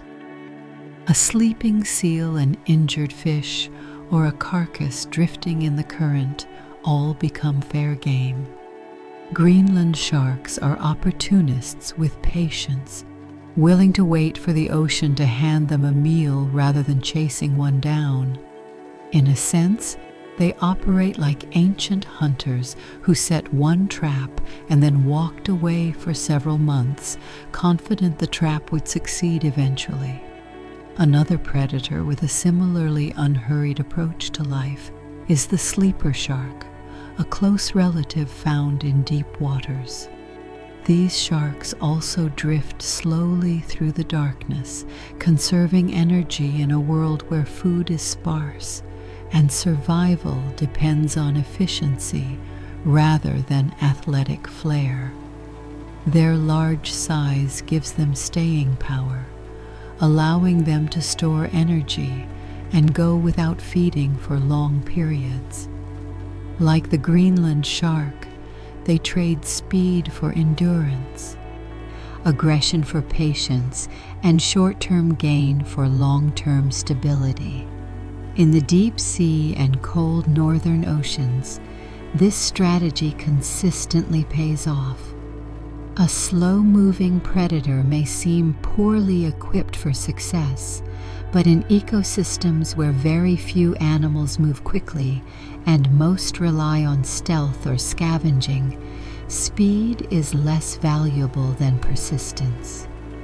Over centuries, yes, centuries, these sharks accumulate enough meals to sustain themselves, repair their tissues, and continue their quiet patrols through waters that would freeze many other species into immobility.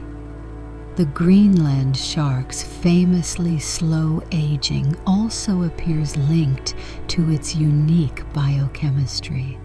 Its tissues contain compounds that act like natural antifreeze, protecting cells from damage in icy environments.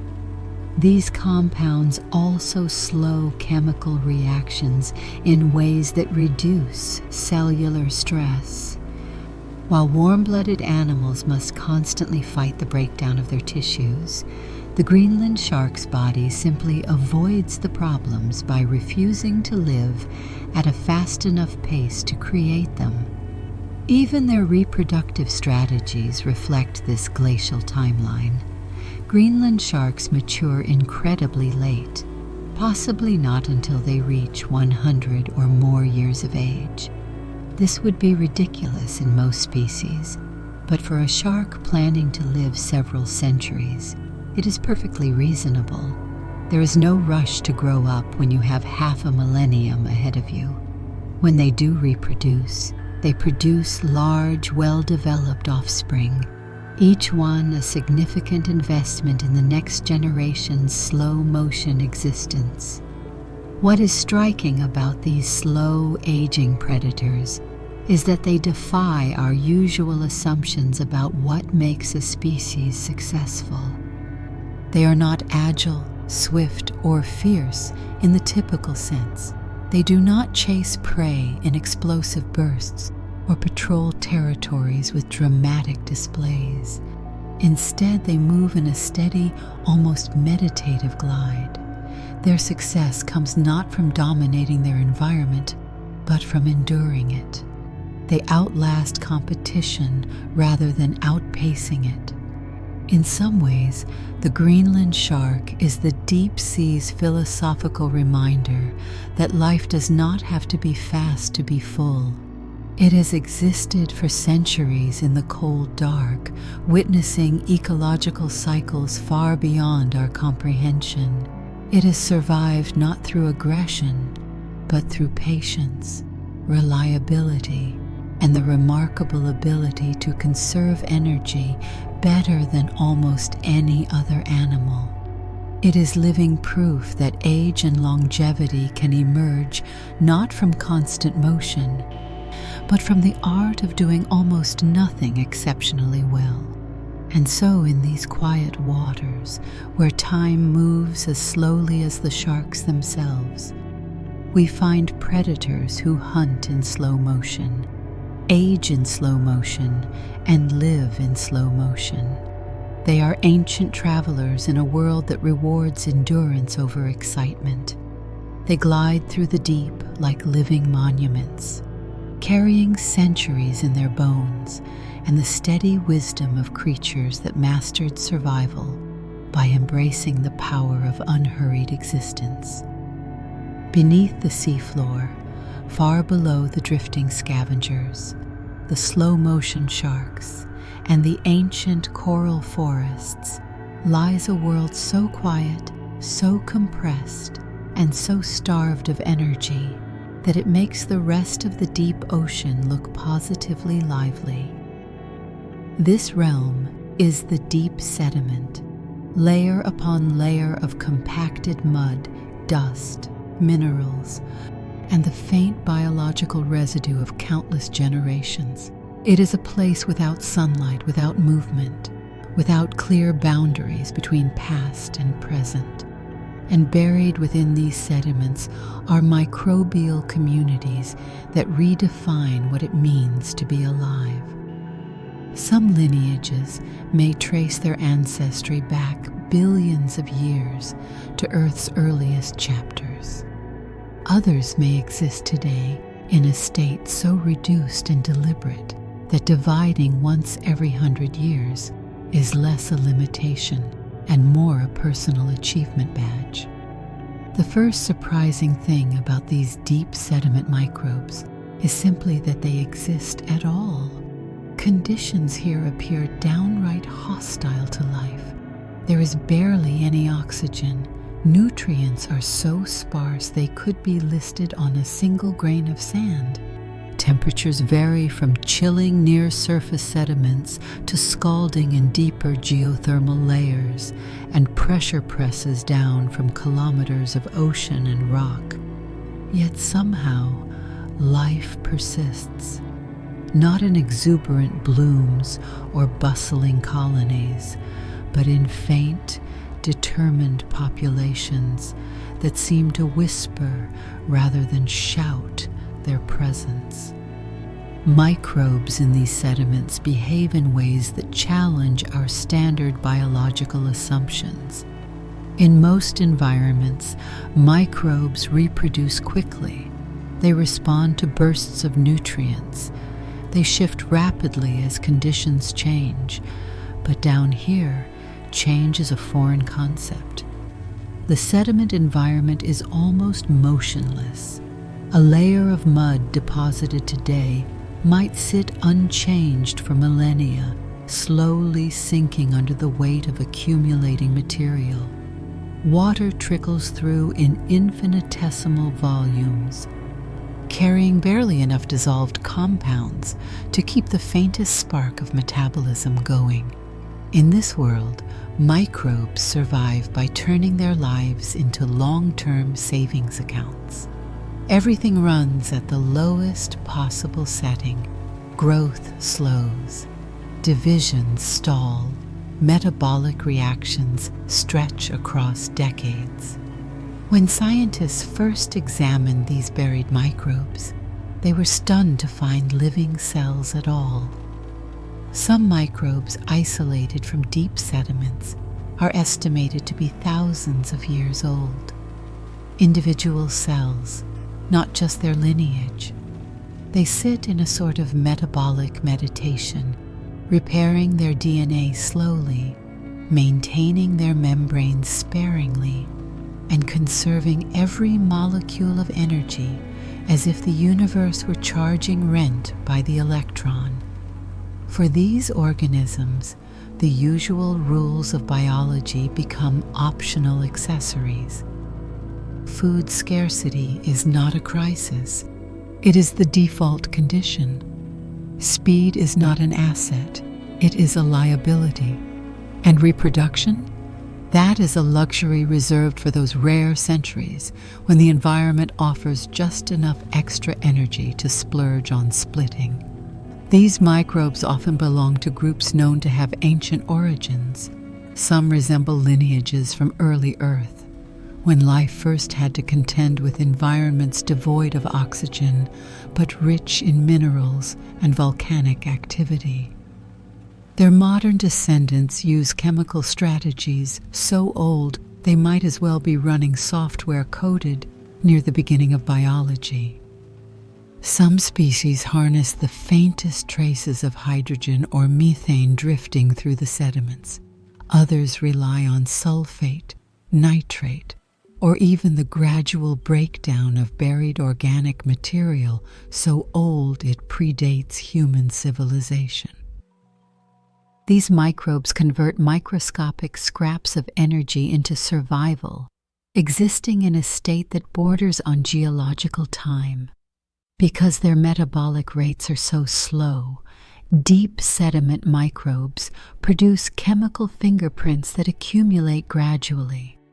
These fingerprints help scientists reconstruct ancient ocean conditions, much like coral skeletons do, but with a microbial twist.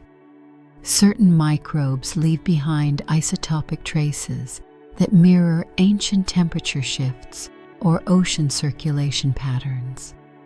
Others record the introduction of new materials into the sediment column, dust from distant deserts, volcanic ash, or even faint signals from climate fluctuations occurring thousands of meters above. In some regions, the microbial communities form stratified layers, each one representing a different chapter of Earth's history. The deeper you go, the older the microbial populations you encounter. It's like descending through time, except instead of fossils, you're meeting the living descendants of organisms that learned to thrive without sunlight long before animals were even a concept. These microbes are not evolutionary relics frozen in place. They're active participants in an ultra-slow dance of chemistry and existence. One reason these microbes can persist for so long is their remarkable ability to repair themselves. Even at extremely low metabolic states, they must contend with slow but constant damage from background radiation, chemical interactions, and the stresses of living under enormous pressure. Over thousands of years, a typical cell would accumulate enough damage to fall apart, unless it possessed highly efficient, low-energy repair mechanisms. Deep sediment microbes seem to prioritize maintenance over reproduction. Their lives revolve around the question, how do I remain alive for as long as possible with almost no energy? And remarkably, they've found answers that allow them to exceed human conceptions of lifespan by orders of magnitude. Equally astonishing is their communal nature. Microbes in deep sediments often share metabolic responsibilities in ways that resemble highly specialized towns. One species may process a chemical compound partially, releasing byproducts that another species uses as fuel. Chains of microscopic cooperation extend through the sediment, forming ecosystems that distribute energy so efficiently that the tiniest trickle sustains them all. It is a microbial economy governed by patience, thriftiness, and mutual reliance. If multicellular life above seems busy, these microbes offer a counterexample: existence at the threshold of activity. They serve as reminders that life does not require abundance, movement, or light. It can thrive in stillness, grow in darkness, and persist through time spans humans struggle to fathom. In the deep sediments, life has found a way to stretch the definition of alive to its outermost boundaries. These microbes live in a world where centuries feel like moments, where energy arrives in crumbs, and where the clock ticks so slowly it might as well be carved in stone. They are the quiet custodians of Earth's earliest evolutionary strategies, whispering through the mud that life can endure almost anything as long as it learns the art of living slowly. If Earth ever decided to write a survival guide, the deep sea would undoubtedly get its own chapter, something along the lines of, Step 1, live far away from everything. Step 2, never come up. Because for hundreds of millions of years, while surface ecosystems erupted in diversity, collapsed in cataclysm, recovered, flourished, and collapsed again, the deep sea remained quietly tucked beneath miles of water, shielded from nearly every major disaster this planet has thrown at life. From asteroid strikes to volcanic winters to dramatic climate shifts, the deep ocean has acted like a biological doomsday vault, protecting species that would have vanished anywhere else. Isolation, it turns out, isn't just peaceful, it's powerful. To understand the deep sea's role as an extinction-proof bunker, imagine standing on the surface during one of Earth's chaotic moments. Maybe it's the asteroid that ended the dinosaurs, slamming into the Yucatan Peninsula with the force of several billion nuclear bombs. The sky fills with dust, temperatures plunge, forests ignite, food webs collapse faster than panicked animals can flee. Or perhaps shift to a time when massive volcanic eruptions blanketed continents in lava and released gases that transformed the climate into an unrecognizable mess. These were global catastrophes, events that shredded ecosystems and sent entire branches of the evolutionary tree into oblivion. Now imagine what was happening in the deep sea during those same moments. The answer is almost nothing. Darkness remained dark. Temperatures remained cold. Pressure stayed immense and unchanging. Most importantly, life down there did not depend on sunlight, so when ash and dust choked the skies, deep sea communities barely blinked, if blinking had been an option. The world above could be collapsing, continents rearranging themselves, oceans fluctuating wildly. But several kilometers beneath the surface, the deep ocean simply murmured along, unaffected and uninterested. The deep sea's insulation from extinction events comes from a combination of depth, stability, and a delightful refusal to participate in the drama of surface life. Energy in the deep arrives slowly and steadily from drifting organic material or chemical processes, not from photosynthesis. Because of this independence from sunlight, deep sea food webs remain stable during periods when surface ecosystems are in free fall. Even during mass extinctions, when marine snow may have thinned, the deep still received enough organic debris from dying surface communities to scrape by.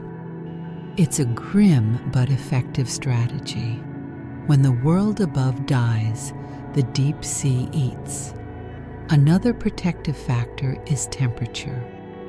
While surface environments can transform from tropical to frigid in the geological blink of an eye, the deep ocean is so massive and insulated that its temperatures barely shift even during extreme climate events.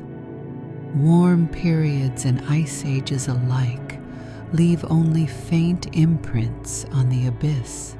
Species adapted to cold, dark waters do not experience the catastrophic stress that surface organisms endure when conditions change faster than evolution can keep pace.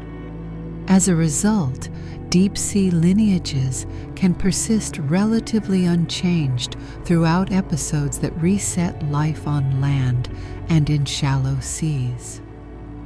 Isolation also protects deep-sea species from biological competition. After surface extinctions, ecosystems tend to rebound with rapid bursts of evolution. New predators arise, new competitors emerge, and the arms race restarts with renewed enthusiasm. But the deep sea rarely participates in these evolutionary booms. Its stable environment discourages flashy newcomers from invading. Few species from the surface can tolerate the crushing pressure and absence of light.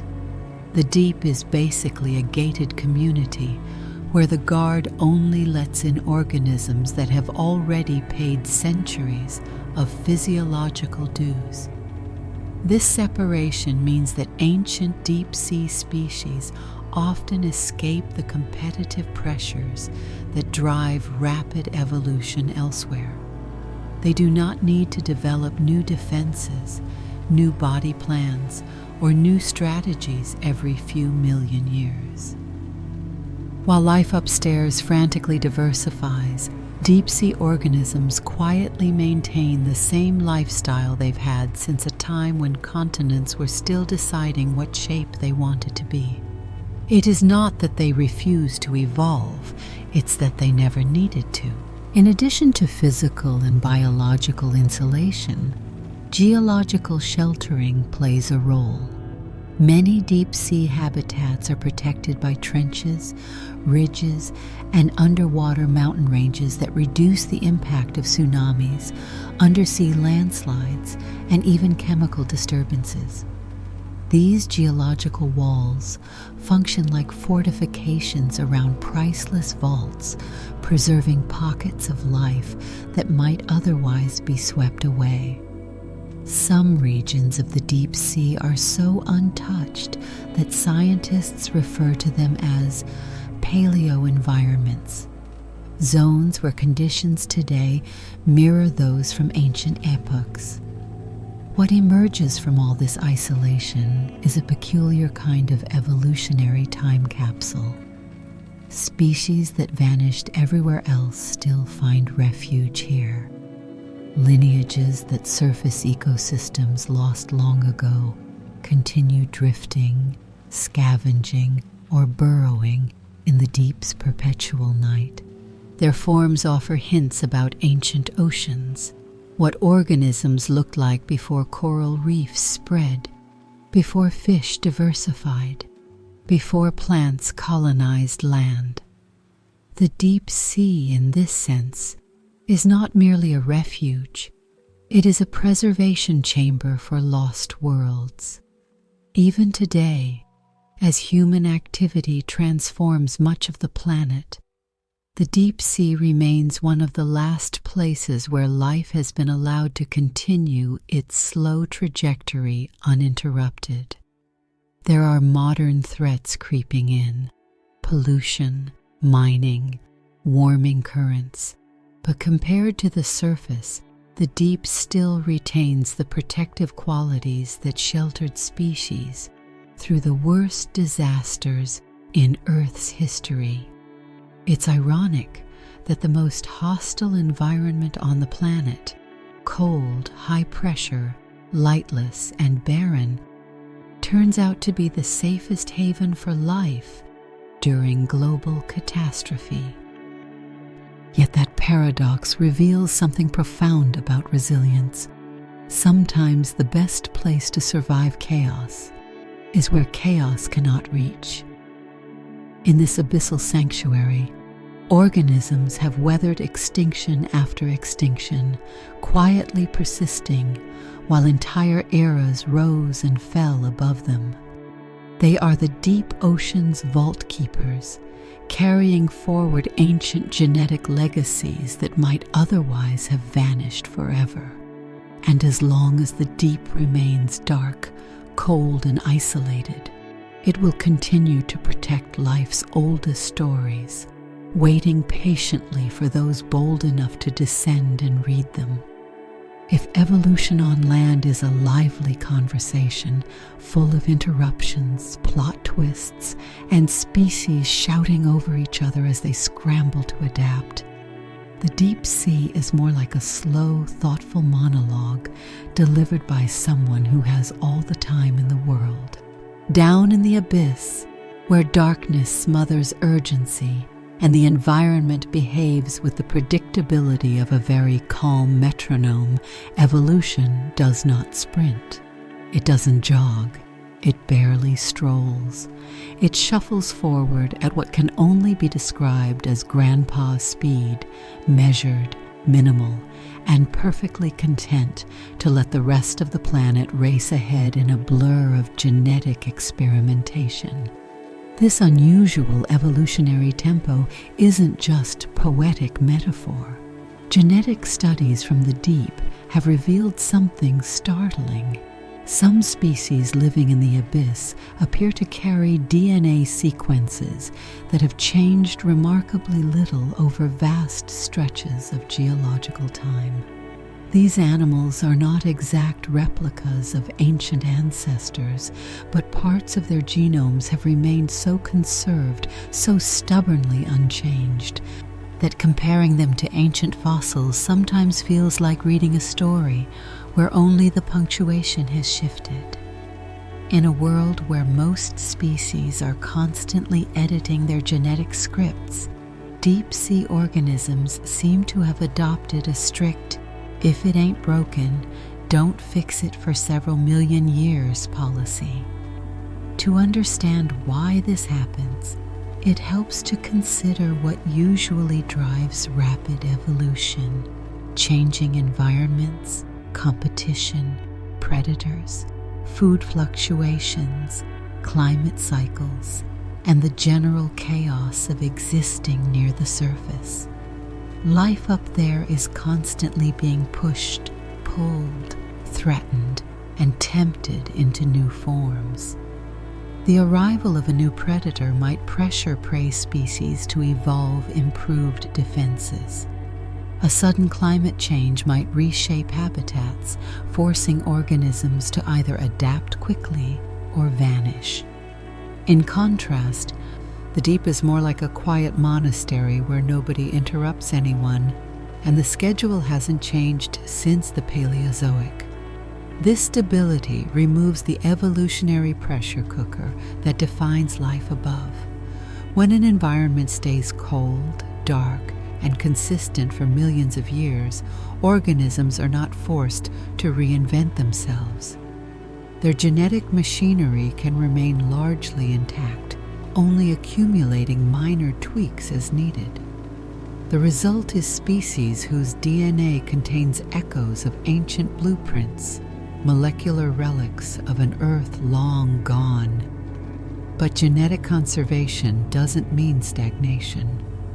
Deep-sea organisms still adapt, but their adaptations occur in slow motion, stretched across timescales that feel almost geological. Mutations accumulate at lower rates, partly because slow metabolisms reduce cellular replication and repair demands, and partly because fewer stressors mean fewer opportunities for natural selection to favor radical genomic change. When scientists examine genomes from deep-sea species, whether they're brittle stars, certain crustaceans, or ancient fish lineages, they often find segments that behave like time capsules, conserved sequences that resemble those in fossils or in the genomes of ancestral species that vanished long ago. One example involves genes linked to sensory systems. In a world without light, vision-related genes often degrade or shift toward non-visual uses. Yet instead of rapidly evolving entirely new systems, many deep-sea animals keep older genetic frameworks surprisingly intact. The genes remain conserved even if their functions change subtly. It's as if evolution gently repurposes old tools instead of throwing them out and shopping for newer models. Another example comes from structural proteins, collagen, cartilage-related proteins, and other molecular scaffolds that support bodies under extreme pressure. In many deep-sea species, these genes exhibit lower mutation rates than expected. Their long-term stability suggests that early versions of these proteins worked so well under deep-sea conditions that improving them was unnecessary. When pressure stays high and temperatures stay low for millions of years, the optimal solution remains optimal for a very long time. Even mitochondrial DNA, typically known for evolving rapidly, sometimes shows unexpected steadiness in deep-sea organisms. In species that metabolize slowly, the machinery that powers cells also produces fewer damaging byproducts, which reduces mutation rates.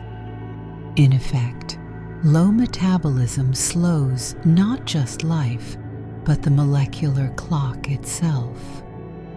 These findings lead scientists to describe deep-sea evolution as conservative, though not in the political sense. There are no tiny abyssal organisms debating tax codes. Rather, their genomes reflect a kind of evolutionary frugality. Changes occur only when absolutely required, not because conditions are shifting wildly or because competition demands relentless innovation. The deep sea's quiet consistency acts as a buffer that shields DNA from the environmental upheavals that would otherwise accelerate mutation and selection. This grandpa-speed evolution also explains why deep-sea species can look eerily similar to ancient fossils. Their bodies are shaped by the same slow-moving forces that sculpt their genomes, with little external pressure pushing them into new forms. They remain variations on extremely old designs, retaining ancestral features that surface relatives long ago abandoned. It's not that evolution forgot about them. It simply had little reason to give them a redesign. Genetic conservation in the deep also holds tantalizing implications for understanding early life on Earth. If certain genomic features today resemble ancient patterns, scientists can use these organisms as molecular windows into the past. Studying their DNA may reveal clues about how early species solved fundamental challenges, how they powered their cells, repaired their molecules, sensed their surroundings, and coped with environmental stresses. Deep-sea genomes become reference points for reconstructing life's earliest experiments, and yet, for all its stability, deep-sea evolution is not frozen. Change does happen. Incremental, precise, and tuned to the rhythm of an environment that values endurance over novelty. These organisms are not stuck in time. They're simply taking their time. Evolution here is like a careful craftsman who refuses to rush, polishing the same design for millions of years until it becomes a masterpiece of quiet efficiency. So when we talk about deep sea species evolving on grandpa speed, we're not just joking. We're acknowledging a profound truth about life in the abyss. Down there, the race is not to the swift. It is to the ancient. It is to the patient. It is to the genomes that learn to thrive by changing only when absolutely necessary, and by carrying the echoes of Earth's early life through the darkness, preserved in molecular silence for eons. Stability is a rare luxury on Earth. Continents drift, climates swing, oceans rise and fall. Ice sheets advance and retreat like indecisive decorators, and species scramble to adjust before the next big environmental plot twist arrives. But deep beneath the waves, far below the storms, seasons, and upheavals of the surface, the deep sea exists in a kind of cosmic stillness. It is a world where change moves so slowly it makes glaciers look impulsive. Down here, ecosystems whisper instead of roar, adapt rather than overhaul, and persist rather than reinvent. And this extraordinary stability is one of the reasons so many ancient species have managed to endure for millions of years, cruising through geological eras without feeling the evolutionary pressure to become something new and flashy. The deep sea is stable in ways that surface regions simply cannot be. Take temperature, for instance. At the surface, temperatures fluctuate constantly. Sunlight warms waters during the day, winds stir them at night, storms churn them every few weeks, seasons sweep through each year, and climate cycles shift patterns over decades or centuries. But the deep sea is insulated from all of that. Once you descend beyond the reach of sunlight, the temperature settles into a cold, reliable band that changes so little across time that a deep-sea fish from the age of mammoths would feel comfortable in the same waters today. If surface temperatures are a roller coaster, the deep sea is a gently sloping ramp that forgot what excitement feels like. Currents in the abyss behave similarly. While surface currents swirl, collide, and redirect, like giant liquid highways, deep currents travel with the unhurried assurance of rivers that know exactly where they're going and see no need to rush. They maintain steady paths for millennia, slowly transporting nutrients, oxygen, and heat through the darkness. This regularity supports ecosystems that don't need to brace for sudden shocks. Animals can rely on predictable flow, predictable chemistry, and predictable conditions, which means evolution doesn't have to keep rewriting their playbooks. Even geological change happens differently down here. Mountains may rise above, coastlines may erode, entire continents may wander north or south, but the deep sea floor shifts at a rate so slow that many species' entire histories fit comfortably within a single stable habitat. A trench created millions of years ago stays a trench. A deep plain remains a deep plain. And while volcanic activity does occur on the seafloor, it tends to affect small, localized areas rather than sweeping across entire ecosystems with the drama of a supervolcanic eruption on land. The deep distributes its chaos sparingly, like a parent who hands out chores once a year and then forgets. This long-term environmental consistency shapes life in profound ways. Species here are not forced to constantly adapt to new predators, new competition, or new ecological niches. Their evolutionary tasks are more like long-term contracts with the environment: remain energy efficient, survive in the cold, tolerate pressure, conserve resources. These conditions haven't changed substantially for millions of years, so the organisms that mastered them early on simply kept using the same blueprint. As a result, many deep-sea species bear striking resemblances to ancient forms found in fossils. They look old because they are old, not in the sense of individual age, but in lineage. Their lifestyles, body plans, and survival strategies have persisted so successfully that evolution essentially shrugged and said, "Good enough." Another factor contributing to deep stability is the absence of ecological arms races. On land and in shallow seas, species battle constantly for dominance.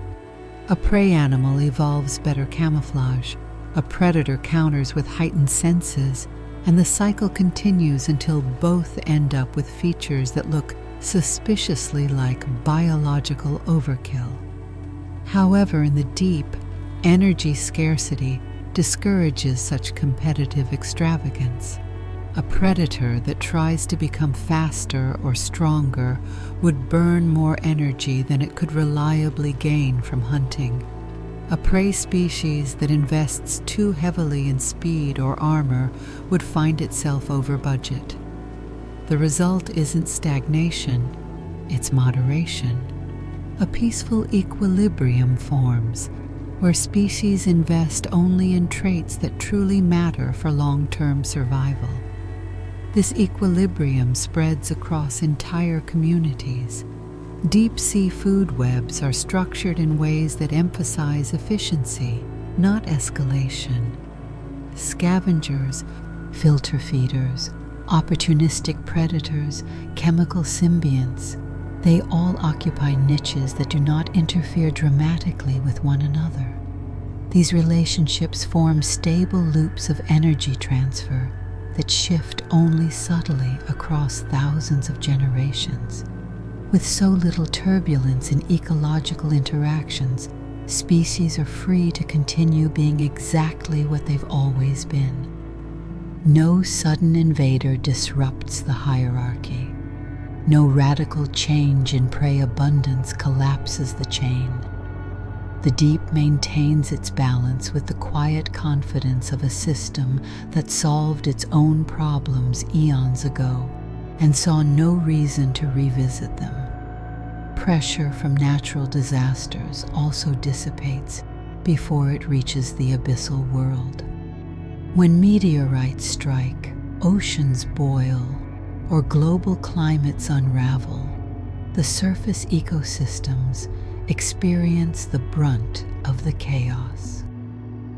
But by the time these disturbances filter down to the depths, they've lost their destructive edge. A shift in surface temperature that devastates coral reefs might barely nudge deep-sea thermoclines. A mass extinction event that wipes out countless land animals might register in the deep only as a temporary increase in marine snow. Deep-sea creatures, cushioned by their isolation, simply continue their routines. And because the deep does not reinvent itself, neither do the inhabitants. This results in a kind of evolutionary continuity that is incredibly rare. Surface life is always reorganizing. New forests emerge, oceans change chemistry, mountain ranges rise and fall. But the deep offers an environment that remains familiar over immense timescales, letting ancient species continue thriving in forms that would be outdated anywhere else. They are like old machines that still run perfectly because the workshop around them never updated its tools. In the end, the deep sea's stability doesn't just preserve species, it preserves eras. It allows entire evolutionary worlds to remain intact long after their surface counterparts have vanished. And in this vast, quiet constancy, ancient life doesn't merely survive, it endures, unchanged in a world that forgot how to change. If the deep sea feels like a museum of ancient life, then studying its inhabitants is a bit like stepping behind the velvet rope and rifling through the planet's oldest archives. Down in the dark, cold, pressurized depths, life has been running a very long, very quiet experiment, one that began billions of years ago and has continued with remarkable consistency ever since. These deep-sea species, with their slow metabolisms, ancient genetic signatures, and uncanny resemblance to life forms from Earth's early chapters, offer something that cannot be found anywhere else on the planet: living analogues of primordial biology. And by understanding them, we don't just learn about the past. We may learn how to recognize life on other worlds.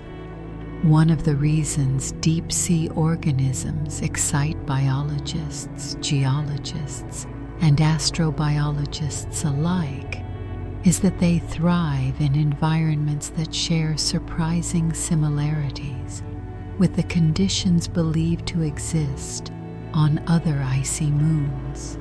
Think of Europa, one of Jupiter's moons, which likely harbors a vast subsurface ocean beneath a crust of ice. Or Enceladus, a moon of Saturn, which shoots plumes of water vapor and organic molecules into space from fractures in its icy shell. These worlds lack sunlight, experience extreme cold, and are governed by chemistry rather than photosynthesis, a setup that sounds oddly familiar if you've ever visited a deep-sea hydrothermal vent in your imagination. When scientists study ancient deep-sea species, they are essentially studying models of life that have already proven they can flourish without sunshine, warm temperatures, or abundant nutrients. These organisms demonstrate that biology doesn't require the comfortable conditions we consider typical. It simply needs energy, water, and a stable environment where molecules can assemble and react.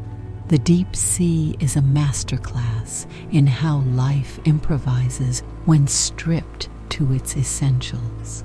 For example, certain deep-sea microbes rely entirely on chemical reactions for energy, breaking down compounds that seep from rocks or vents. They do not depend on organic material drifting from above. They create their own pathways, using molecules such as methane, hydrogen, or sulfur. These forms of metabolism are some of the oldest on Earth. And intriguingly, they are exactly the kinds of energy strategies hypothetical extraterrestrial organisms might use. Europa's ocean likely interacts with a rocky seafloor through hydrothermal vents. Enceladus's plumes already show hints of hydrogen gas, an energy source deep-sea microbes on Earth adore. By investigating Earth organisms that run on chemistry alone, we are effectively rehearsing how to identify life that never had a sun to lean on. Some deep-sea species also exhibit astonishing resilience, surviving conditions that would wreck most forms of life. Pressure strong enough to crush metal? No problem. Water cold enough to freeze ordinary cells? Easily handled. Limited nutrient supply? They've been dealing with that since Earth was young. These adaptations raise profound questions about the limits of biology. If life here can tolerate extremes once assumed impossible, then our imagination about where life could exist elsewhere in the cosmos must expand accordingly. Moreover, deep-sea creatures offer hints about how life might originate in alien oceans. Several lines of evidence suggest that Earth's earliest organisms may have emerged near underwater vents, places where mineral-rich water meets rock and chemistry spontaneously flourishes. Modern vent ecosystems, with their chemical-dependent microbes and symbiotic partnerships, might resemble early Earth more closely than anything found on the surface today. When we examine these communities, we glimpse potential blueprints for life's first sparks. This is where the connection to Europa and Enceladus becomes irresistible. If these moons host vents on their ocean floors, and many scientists suspect they do, then studying Earth's vent organisms becomes a way of predicting the biochemistry of life that could be evolving or surviving out there right now. The same chemical gradients, the same mineral textures, the same slow, patient rhythms of non-photosynthetic life might be unfolding beneath alien ice sheets. Deep-sea species also teach researchers what kinds of biosignatures to look for. Simply put, if we want to discover alien microbes, we need to know how to recognize the fingerprints of life in extreme environments. Deep ocean organisms leave behind chemical traces, such as metabolic byproducts and isotopic patterns, that could help identify extraterrestrial life even if we never directly observe the organisms themselves. Scientists analyze these patterns to build catalogs of potential biological markers, clues that could one day be detected by spacecraft sampling alien oceans or plumes. The slow, ancient lineages of the deep further illuminate how life persists through unimaginable spans of time. If Europa or Enceladus hosted life billions of years ago, could it still survive today? Deep-sea organisms show that long-term survival does not require constant abundance or energy-rich conditions. Life can hold on through scarcity. It can endure in isolation. It can adapt to environments that remain unchanged for geological epochs. These traits expand our confidence that extraterrestrial life, if it ever emerged, might still be present, quiet but persistent, beneath alien ice. Perhaps the most profound insight the deep offers is a reminder of how humble life's beginnings might be. When we look at ancient species living in Earth's abyss, we are reminded that life does not begin grandly. It begins with microbes patiently carving out a living in darkness. It begins with slow metabolisms, simple molecules, and rhythms closer to geology than biology. If life exists elsewhere, it may not be majestic or complex. It may look more like the deep sea's ancient drifters and buried microbes, simple, resilient, and wise in the art of surviving without spectacle. By exploring the deep sea, we are not merely studying an earthly environment. We are practicing for exploration of the universe. We are decoding early chapters of biology to better understand potential new chapters on distant worlds. And in the quiet dark, Where ancient species persist with the patience of planets, Earth is offering us clues, not just to its own past, but to the cosmic possibilities beyond it. If you could drift through the deep sea with all the time in the world, no deadlines, no oxygen tanks ticking ominously, no submarine alarms yelling about pressure, you might begin to realize that this hidden realm isn't simply a remote corner of the planet. It is Earth's longest-running archive, a living museum, a library made not of stone tablets or ancient parchment, but of flesh and bone, slime and shell, drifting silhouettes and slow-moving shadows. Down here, every creature, every sediment layer, every cold current feels like a page from a book so old the ink has fossilized into the very rhythms of the water. And somehow, against all odds, this book is still being written. As you glide through the abyss, you might first notice the silence. Not an empty silence, but a full silence.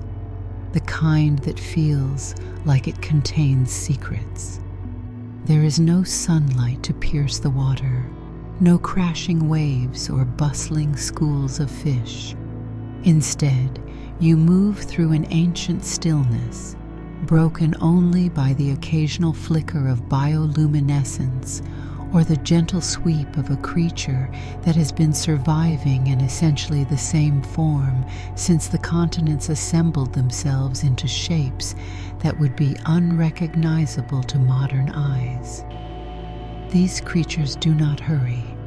They do not stress. They do not reinvent themselves every few thousand years.